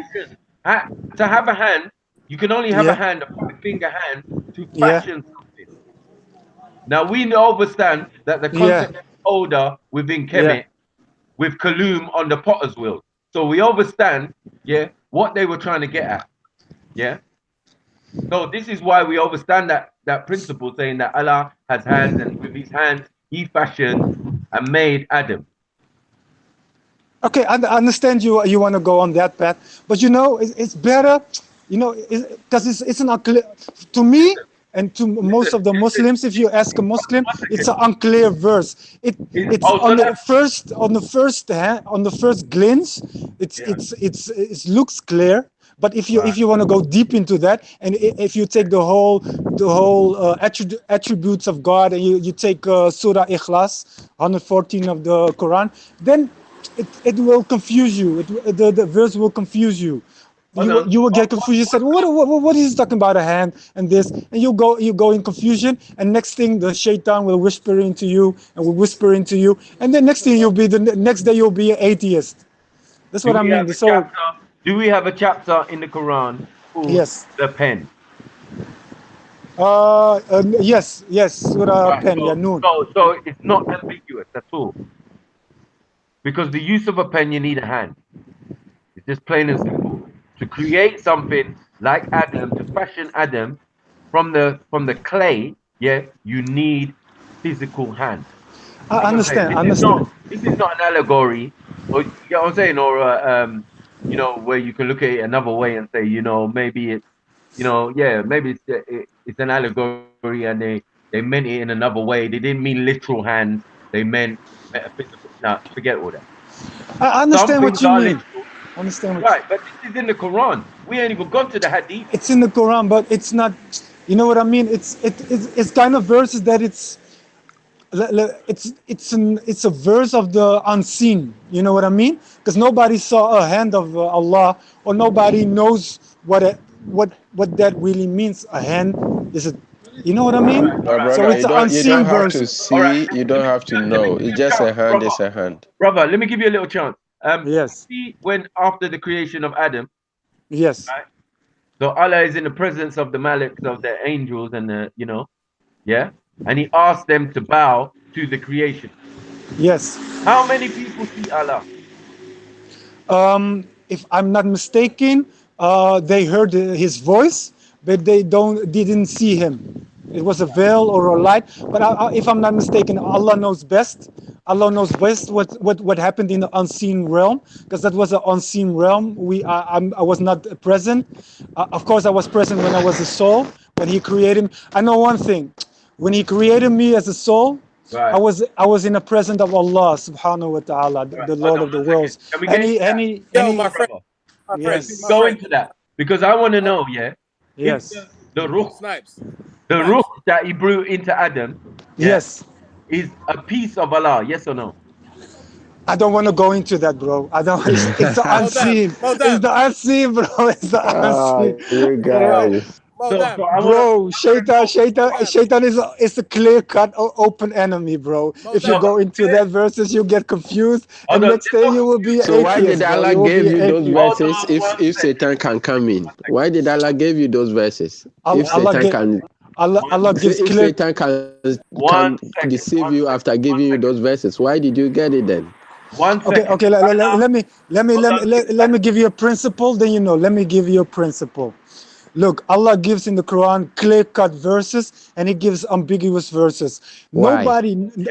I will give you the principle. The principle is, okay, you don't know nothing and Allah knows everything. That's the principle. If you accept that and you submit to that, then everything is fine, bro. Then you say, you know, Allah knows best. So I'm trying my best to follow the clear-cut verses and the clear-cut teaching of the last Prophet sallallahu alaihi wasallam. But if you go into the realm, wait, let me finish my point. Then you understand. If you go into the unseen world and asking questions that maybe because if Allah doesn't give you information, it's for a reason. It gives you all the information you need to know. So don't really waste your time on information. It doesn't really give you the clear-cut information about it. No, why would they give you ambiguous verse? For what reason? That's the question we asked. To I'm coming in right now, right? I got to do my whole fundraising thing right now because it's getting hot. Getting mad hot, right? So if you don't enjoy shows like this, yeah, come on, man. You don't need to support Titans TV, man, because I think I'm going to close on the show now. Yeah, let me know if I should close on the show because we've been going on for quite some time. I know it's getting really juicy, really hot, right? But I don't see no super chats. I don't see no extra likes. We've got what, 93 likes, and there's over like close to 200 people in the chat right now. You lot don't really show no love, you know. Like nothing, like not enough likes. Come on, family. Who shared this show to somebody already? I don't know if you've shared the show to somebody. Who's dropped some money up into the super chat? Nah, man. I swear, if I don't see, you know, us go over 115 likes, I'm gonna close down the show. If I don't see the numbers rise up to 200 views, right? That means you just have to share the show 4 times to somebody, right? I'm not going to continue. If I don't see a donation, yeah, of over £1, right, I'm not going to continue. That's what I'm saying. That's what I'm saying. All right, cool. So you've hit the 117. Cool. That's 115 people. It's borderlining 200 views right now. It's borderlining, okay? And I ain't see no donations. I don't know if we're going to continue. All right, family, continue for 5 minutes, but if I don't see anything rise, okay, I'm going to have to lock the show. Brother Kalam, if you look at it fully, Ultra did put accepting your donation, my G. There needs to be £1 at least donation from somebody else outside of Ultra Funky. And I'm good at this, Kalam, you know. No. I get the panel and the people riled up so much that they have to start to donate, you know, attack their ego. You get what I'm saying? Like, man's putting in all this good work as man do, like you, content, Mr. Rax, big up all of you guys. You get what I'm saying? Without you guys, bro, we're suffering out here. You get what I'm saying? You are guiding the new generation with information. Jeez. You get what I'm saying? And an old one as well, but yeah. You get what I'm saying? So yeah, man. Big up everyone, big up Titans, man. And put some Delil in there, man. Yeah, peace. Yeah, peace, Brother Kalam, big up. Before we continue, let me shout out, you know, these individuals, right? Because and everybody, right? You already know how we do things, right? We deal with some principle called Amra or a principle called Ma'at, reciprocation, right? When somebody shows you love, they give you something. Yeah, the first reaction is to give them back something, right? So please give your love, give your acclaim, give your praise, show your gratitude to these individuals, yeah, that actually have donated and shows love to Titans TV, right? So you got Ultra Funky that says, "It is I'm over everything." No, Callum, scroll up. Callum, scroll up. Hold on. There you go. Come on. There you go. Because they're being controversial. Yeah, so we got my brother dropping in the Gola, John McDermott, always got so much love for you. Peace to you, family. Jay Boogie doing his thing. Low keep the show going. And of course, we've got a new person as well, right? Called Trey P, all the way up in the US. Yeah, that's just donated. Trey P, big up Trey P. Big up Trey P. Okay, that's it. Go on, family. Let's get it popping again, man. Let's get it. All right, so I wanted to respond to a couple of things. Yeah, number one, yeah, brother Yahweh asked about the unclear verses, or why did Allah put unclear verses? Number one, yeah, even in the same Quran, Allah says to go to the people of knowledge referring to the unclear verses, right? And who are the people of knowledge? The scholars.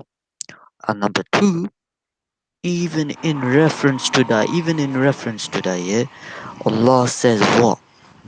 He says, follow Allah, follow His Messenger, and those in authority among you. Who are those in authority among you? The Ahlul Bayt.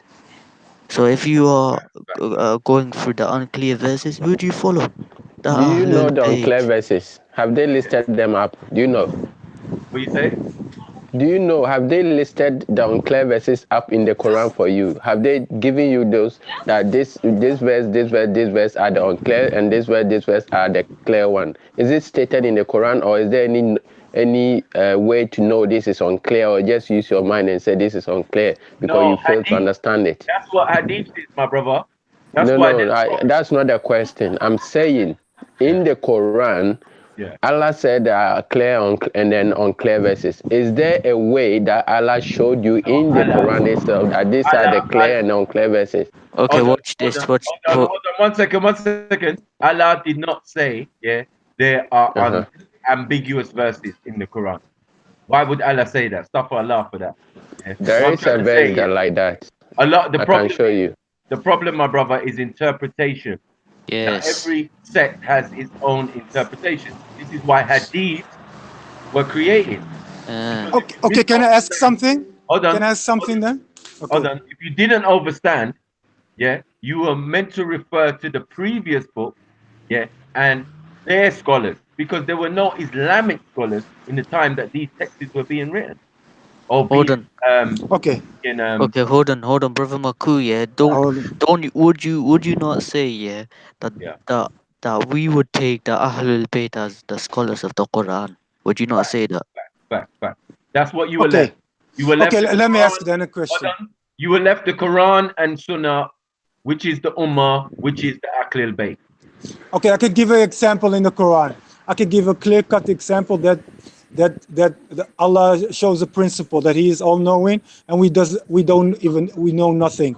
We don't even know we don't even witness the creation of the universe. We don't even witness the creation of ourselves in the mother's womb. So that's the principle. And one of the verses is Alif Lam Mim. Nobody knows what Alif Lam Mim means. Even the Prophet Muhammad sallallahu alaihi wasallam doesn't know what it means. So that's what I mean with unclear verses. Alif Lam Mim, Yasin. You know, all the verses. Yeah, but then again, brother. Then again, my brother. Let me explain something. Quran 3:7. Your mic's trouble me up. Your mic. Before you say that. Quran 3:7. Okay, it says that. Oh, yo, you know, remember when I was speaking here, you don't keep your minds closed. I said something, right? Yeah, and I gotta just quickly, ask a question and defend the Prophet real quickly, right? You said that the Prophet doesn't know what Alif Lam Mim means. Quick question: did anybody ask him the question that's written in Hadiths? So far, I don't know. Okay, so can you quickly say that was a reckless statement, and you have no dalil or evidence to say? Yeah. I think from the scholars, they said that nobody knows what Alif Lam Mim means. That's what I know, and Allah knows best. Allah knows always best. Allah says, right? But is there any place? Can you confirm, all right, that your Prophet says, "I do not know what this means"?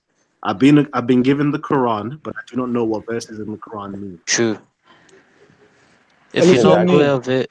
Okay, Kalam, can you confirm to me what Alif Lam Mim means then? If you.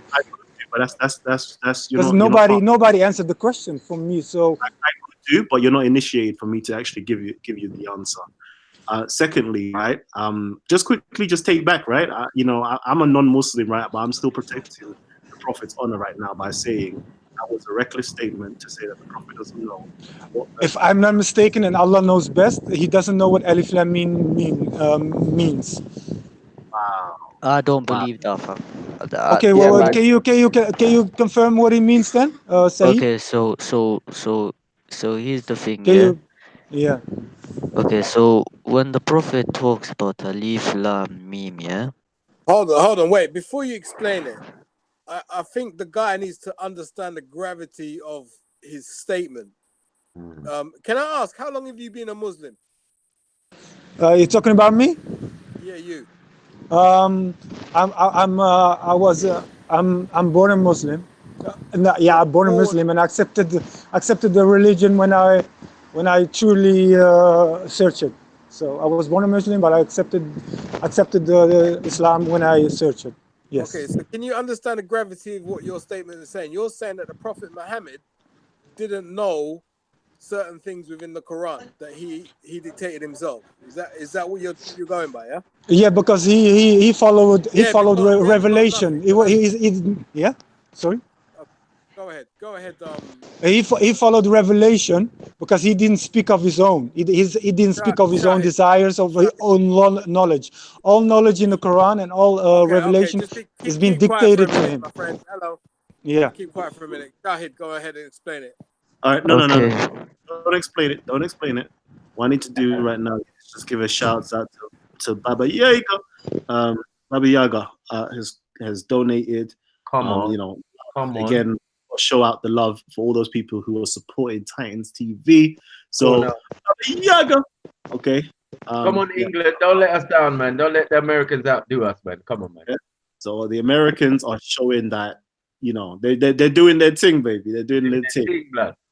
With their got currency in them, right? No, listen, the Americans, their currency ain't worth piss. Sorry, Kalam, for saying Oh, sorry. Easy, okay. All right, hold on. Let me just read out some of the comments, right? Because there is a lot going on. It says here, Walid Isaac says, well done if you are correcting, but show us evidence, because I hear what my... I guess it's saying again, does the prophet know the hour? No, not even Moses, Jesus, peace be upon them all. Very interesting. Go on, Walid Isaac. I like that. That was a very powerful statement you made. But anyways, let me get you to get the work in. Go ahead, family. Do you got? Right. Oh, hold on.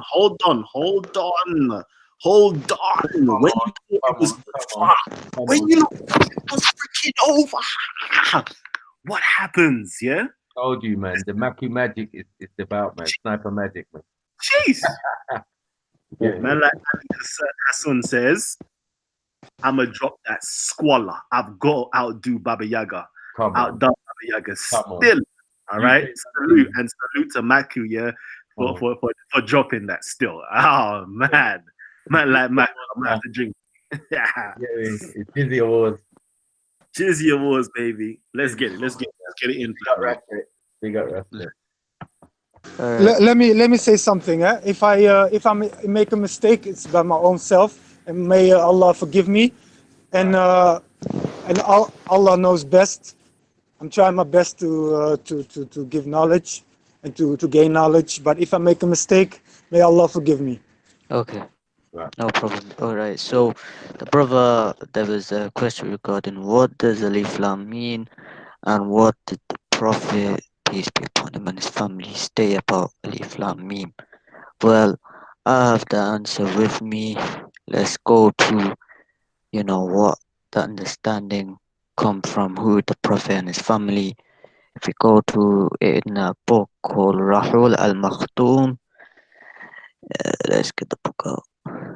In Rahul al-Makhtoum, volume 23, page number 36, and this is narrated by Imam Ali, who understands the Quran and studies the Quran. He narrates that I heard the Prophet, peace be upon him and his family, that a man came up to him and asked him, what does the word Alif Lam Mim at the start of Surah Baqarah? The Prophet, peace be upon him and his family, replied, Alif Lam Mim is referring to the holy book, and it means this is the holy book.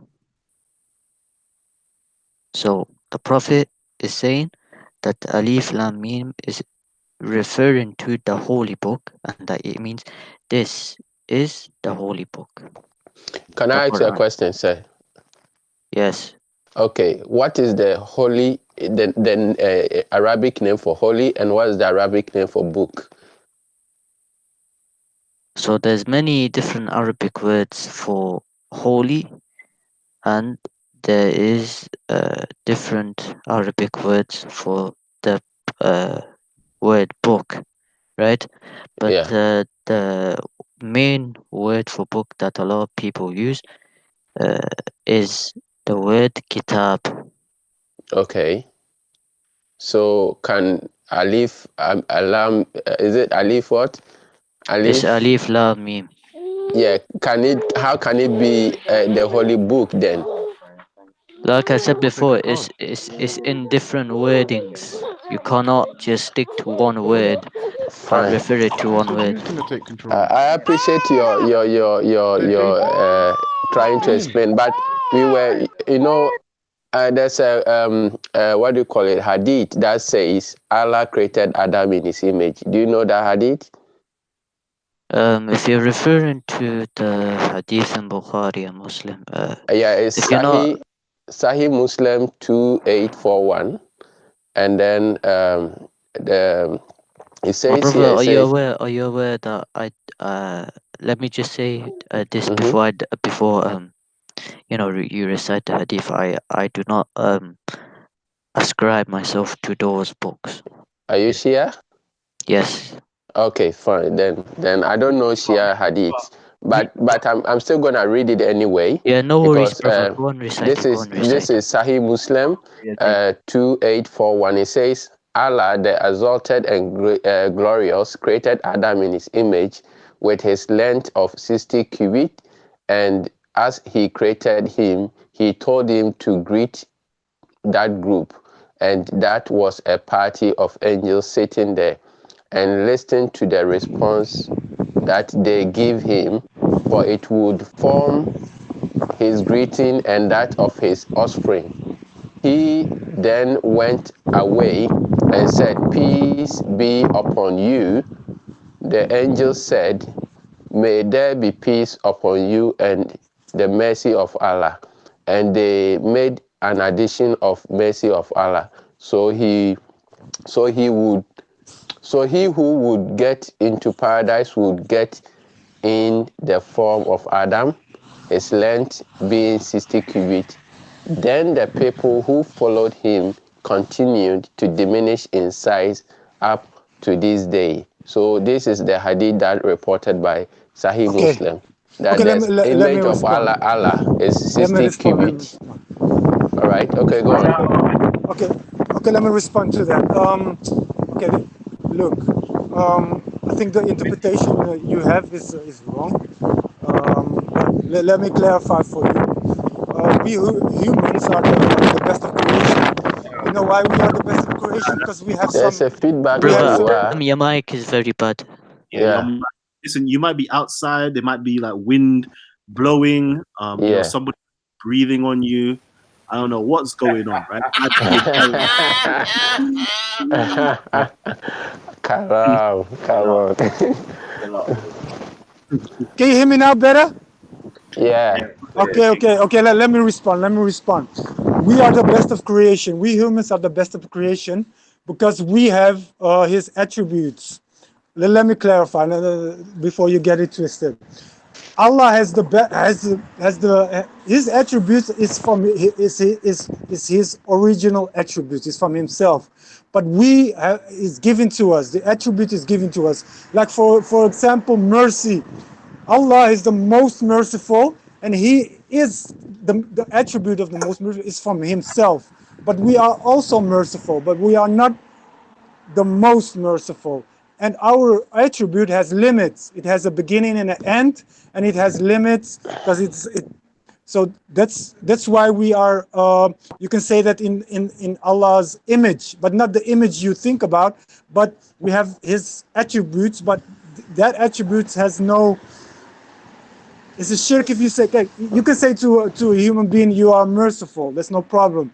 But if you say to a human being, you are the all merciful, the most merciful, then you're committing shirk, and that's the difference that you have. Do you know the difference?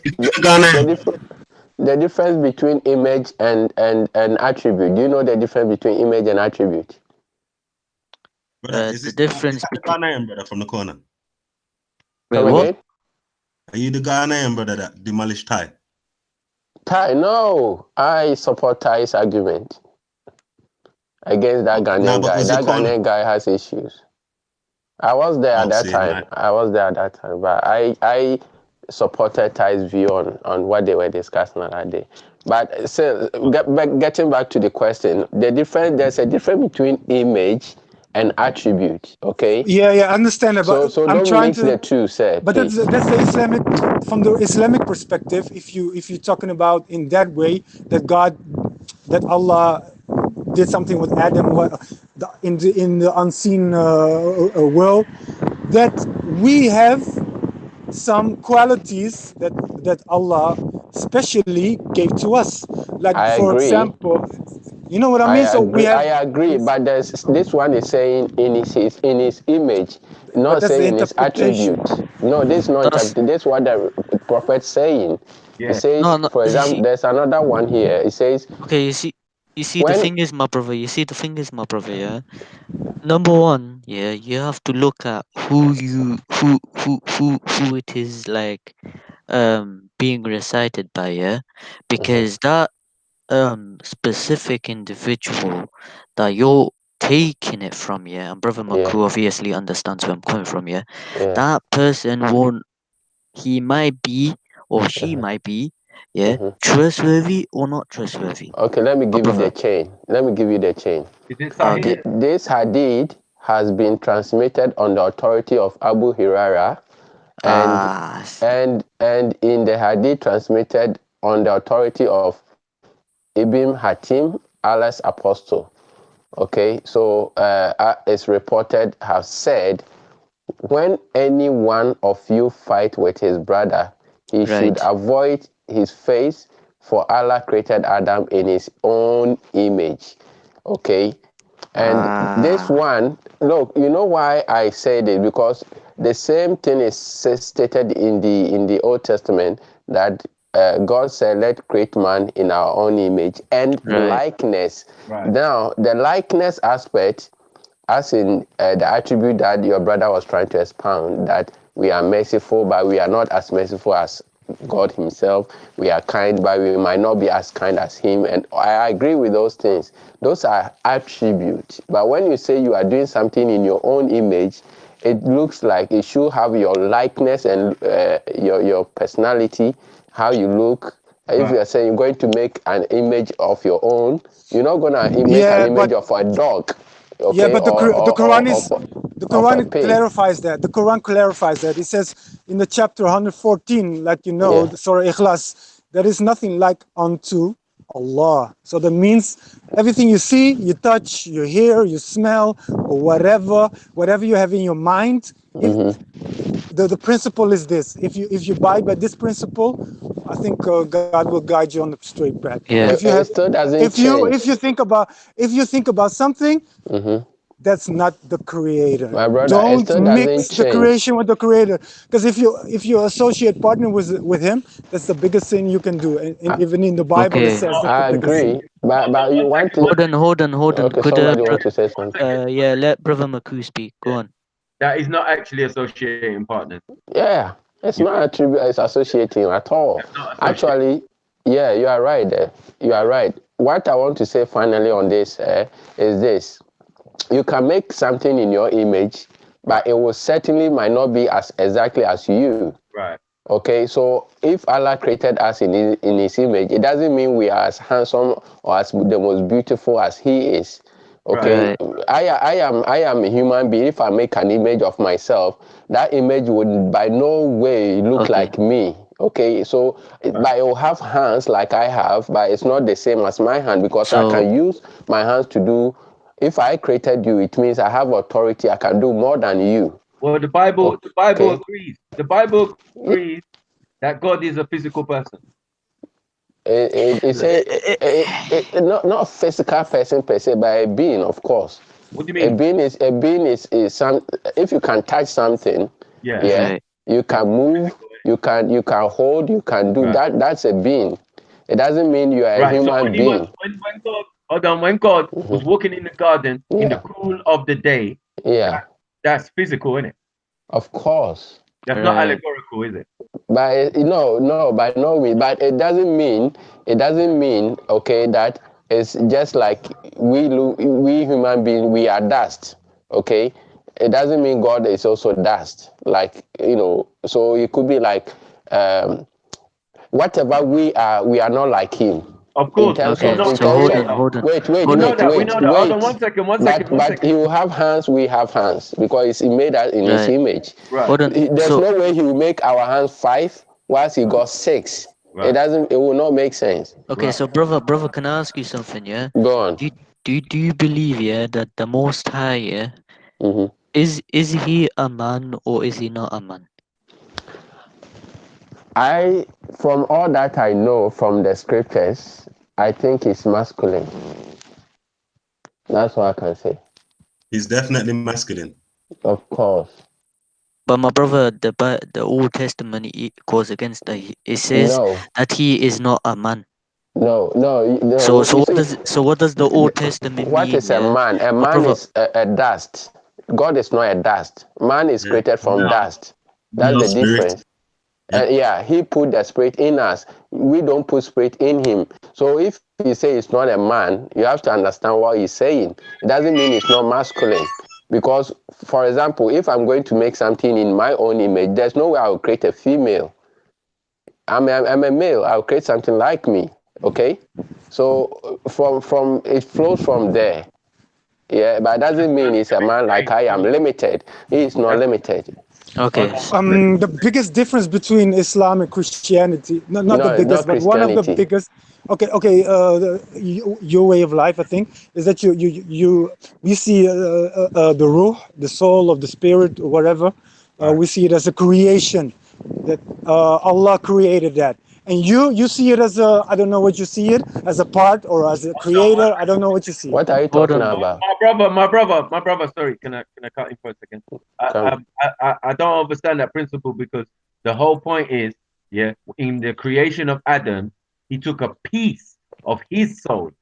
So he didn't just create his soul. He didn't create himself. No, he breathed into him. Yeah. Right. So he breathed into him the ruhi. That is own spirit, which never dies. Yeah. Right. Okay, but from Islamic perspective, the ruh is a creation. Yeah, we know it's a creation. Yeah. But what I'm saying is that it's not. The body is a creation. Yeah. Right. The soul has always existed, and it's actually a piece of the Most High, the piece of the Creator. So that individual that is created from that should be classed as the Creator in the physical form. So the physical Allah would have been Adam. Okay, even the Quran call it vice regent. Vice regent is somebody representing you. Wait, vice regent? Yeah, it means somebody in your stead, doing something in your place. Even though you might not have, for example, like a president sending you to represent him somewhere. So you go and whatever the room they prepare for that president, you go and sleep there. It doesn't mean you are the president, but at that moment, you have that authority as a president there. So we are actually representing him on earth as his image. And that's why it says that, what do you call it? You can't just kill a soul that shall not kill. Like, for example, you can't just put somebody's life for putting it, for joke, just like killing for killing's sake. So it's from that we understand that our life is more value to him. That's why he cares for us. Okay. Okay. Can I give you a quote then? Because people don't want to accept the delil. Yeah. God, the Creator God, made God in the flesh. He made God in the flesh. Yeah, but there's a slight difference. Okay. Let me tell you what the difference. Let me give you one more quote. Go on. Jesus now. Can I quote Jesus? Can I quote Yeshua? Go on, sir. Can I quote him? Go on. Right. So it says, doesn't it say in your scriptures that ye are gods and children of the Most High? Sure, I agree with that. Which Yeah, was but explained in the opening. Hold on. Which was explained in the opening creation in both books. yeah, I agree. Right. So I'm I agreeing agree, with you. but So yeah. basically from Mm. that notion, yeah, Yeah. what I see is yeah that there are multiple gods because he's No, basically no. because he's saying ye are Don't gods. misunderstand that verse, please. Don't misunderstand that verse. What he's saying there, okay, for example, okay, I don't know you, but imagine that when you give birth to somebody, a child, and the child looks like you, right? And then somebody meet that child, say, "Oh, this guy looks like you." Okay, so it's like, okay, God, He created us in His image. That means if anybody see me, I'm not God Himself, but I'm His representative. I'm His figure in terms of form. Right. Okay, it doesn't mean you worship me. That's why it says we all worship, because we are all creatures. We don't worship another creature. Right. We worship the Creator Himself. So the fact that you are God in terms of representing His image doesn't make you a God to be worshipped. Supreme. Exactly. Right. So we should get that distinction there. The Most High is the Most High. That's it. Sure. Yeah. But we know that if the Most High is all omnipotent, all knowing, and all creating, then it's got specific with the story in your specific creation as a being. You know what I'm saying? Yeah. And specified that look, I went in. You get me? I took the dust of the ground, the soil, the clay, whatever you want to say. You know what I'm saying? And I blew a piece of myself. Because I'm eternal, so no matter what piece of my soul I think, it will never ever lessen me. It's like a drop of water in the ocean, isn't it? Yeah. Right. So my point is, there's a confusion. There's Allah and there's Allah subhanahu wa ta'ala. You know what I'm saying? So there's, hold on, one second. There's Allah, the idol, but idols were always based on real physical people. So this was ancestral worship, what they're calling idol worship and blah, blah, blah, because these people actually existed. So this Allah, who had children, Alat, Manat, you know what I'm saying, and had a wife named Alat, you know what I'm saying? Yeah, and Uzat, Uzat and Manat are the children, are the daughters. You get what I'm saying? So this Allah would have had to be in physical. Now this word Allah only comes from the Hebrew or the Aramaic, from Yahweh or from what's the other word? Eloha. Elohim. Yeah, no, the singular. No, that the singular is El. No, the singular is Eloha. Well, I've never met that. What I know is El is a singular form. It's a singular form of Elohim. Yeah, that's what I know. You're breaking it down again because the word singular is Elo. You know what I'm saying? Which is E-L-O-H. Well, I've never met that before. Aloha. But this is Aloha, is where you get the word Allah.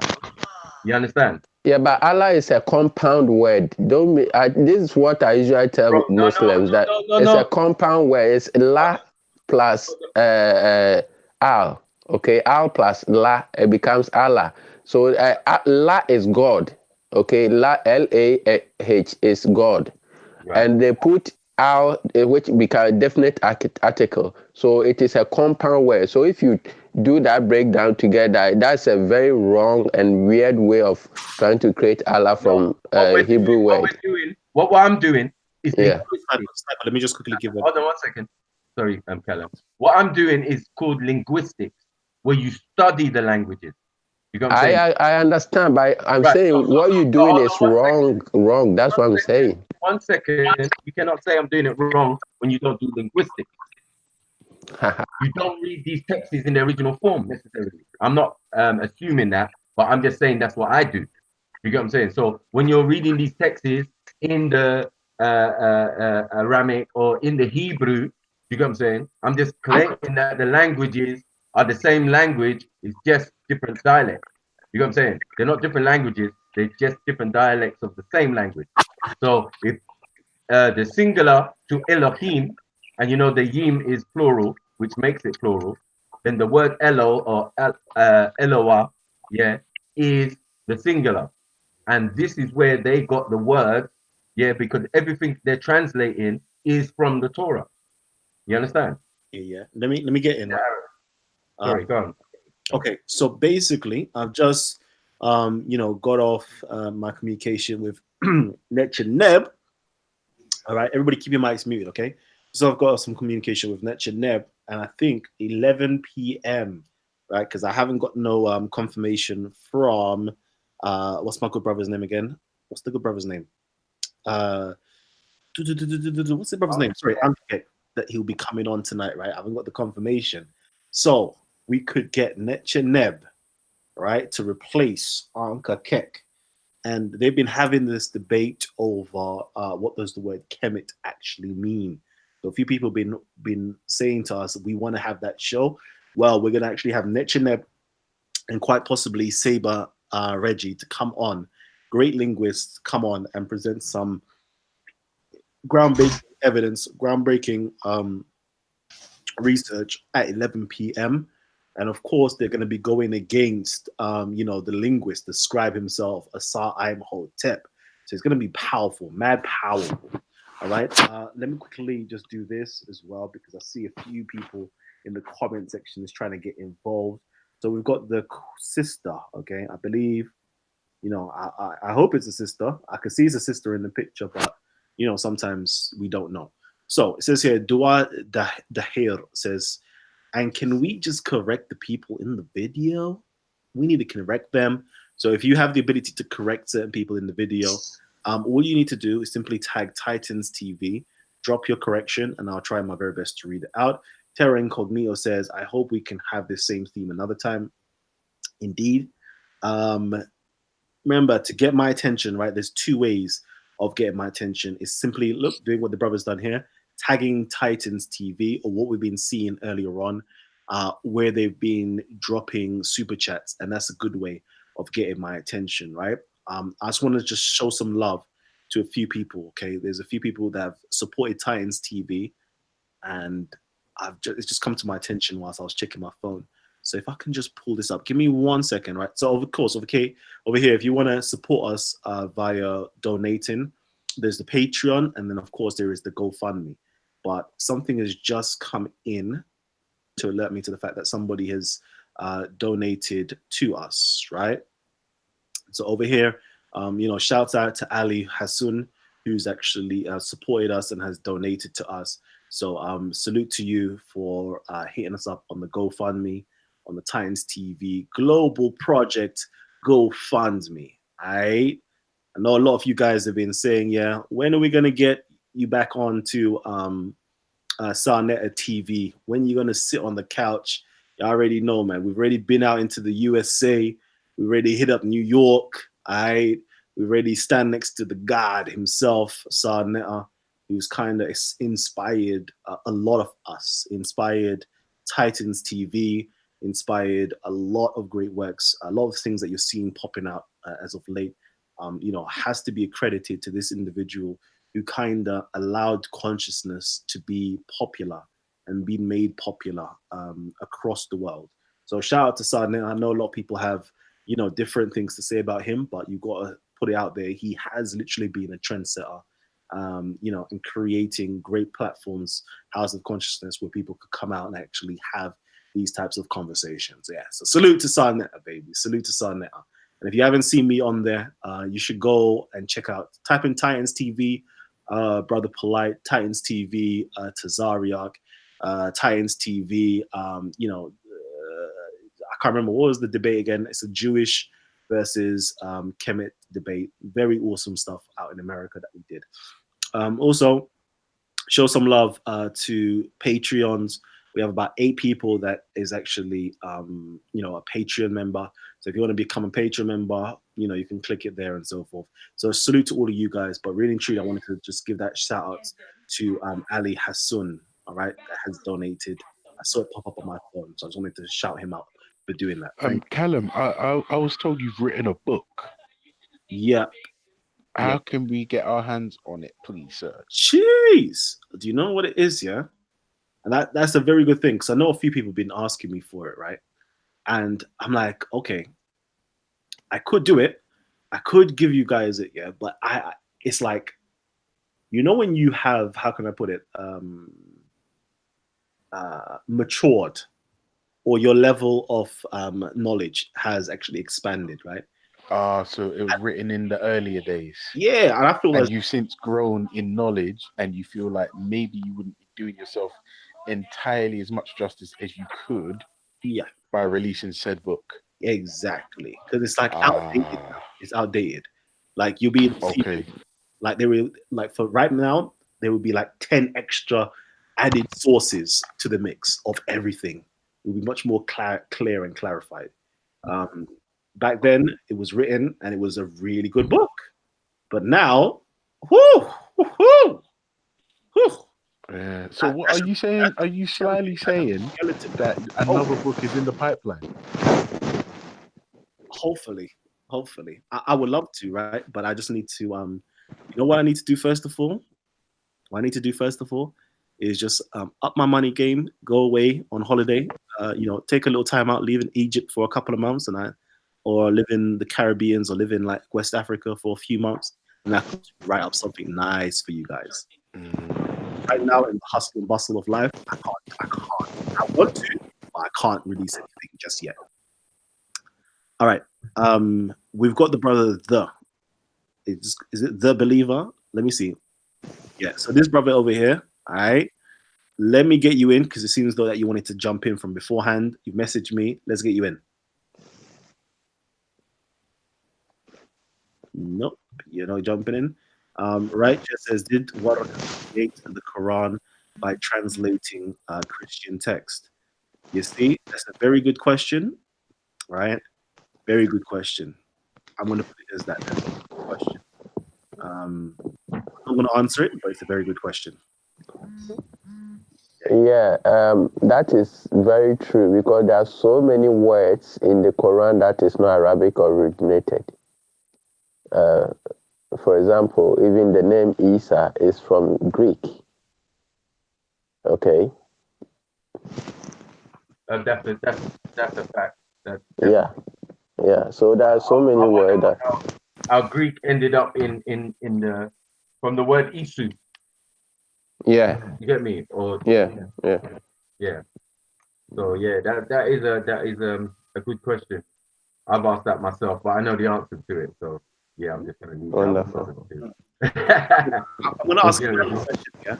Do we have permission to close down this show, right? And where we can just kind of relax for a little bit. Us guys who are on here, we can kind of kick it, right? Because it's gone over 3 hours now, right? We can just kick it, but there will be another show in an hour's time. Yeah, man. Right? Yeah, no, I'm cool. I'm booking. I've listened. It's been very entertaining, but I've heard enough. Good night. So you guys, let's have an hour's break, right? And we're gonna get you know, some good conversation on Kemet. You're gonna get some proper academic research and you know, literature that's gonna be presented. This is really cool. True. I need Maku to say this, but scholar, gang. Trust me. When you go into this, powerful information, man. So I think my brother Assad's taking that though. He's winning that. My money's on Assad. Wait, did you listen to their presentation? I saw it yesterday. Sorry, I saw it this morning from Dagger Squad. No. I'm gonna go watch it for now. I've heard that Dagger Squad has deleted it. That's why they want to come on and present it over on Titans TV. But I'm not gonna lie, Reggie and Nechineb was putting in the work. Listen, no, Asar, based on the presentation, Asar was on the ropes. I'm not gonna lie, okay? Oh yeah. And I'm telling you, Asar is a big boy scholar, but the way they presented, that's what I'm gonna say is goddamn. They dazed him, yeah. Could have dated him, yeah. Had him on the ropes, yeah. Fury. So what do you say, Tyson Fury, like? Tonight, we're gonna get it popping. We're actually gonna get it popping tonight.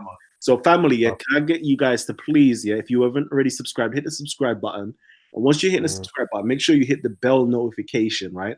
Once you hit that bell notification, we're gonna update you guys when the new show is gonna go live. Okay, we're gonna update you when the new show is gonna go live.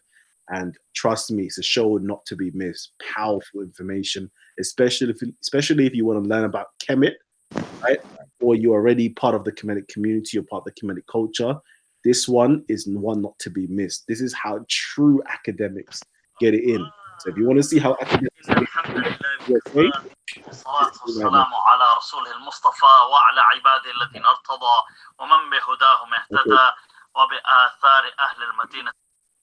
brother, it seems that you're playing something. Yeah, SMW. I don't know if I can save it, but I've added you to this chat, right? So you got 12 tribes.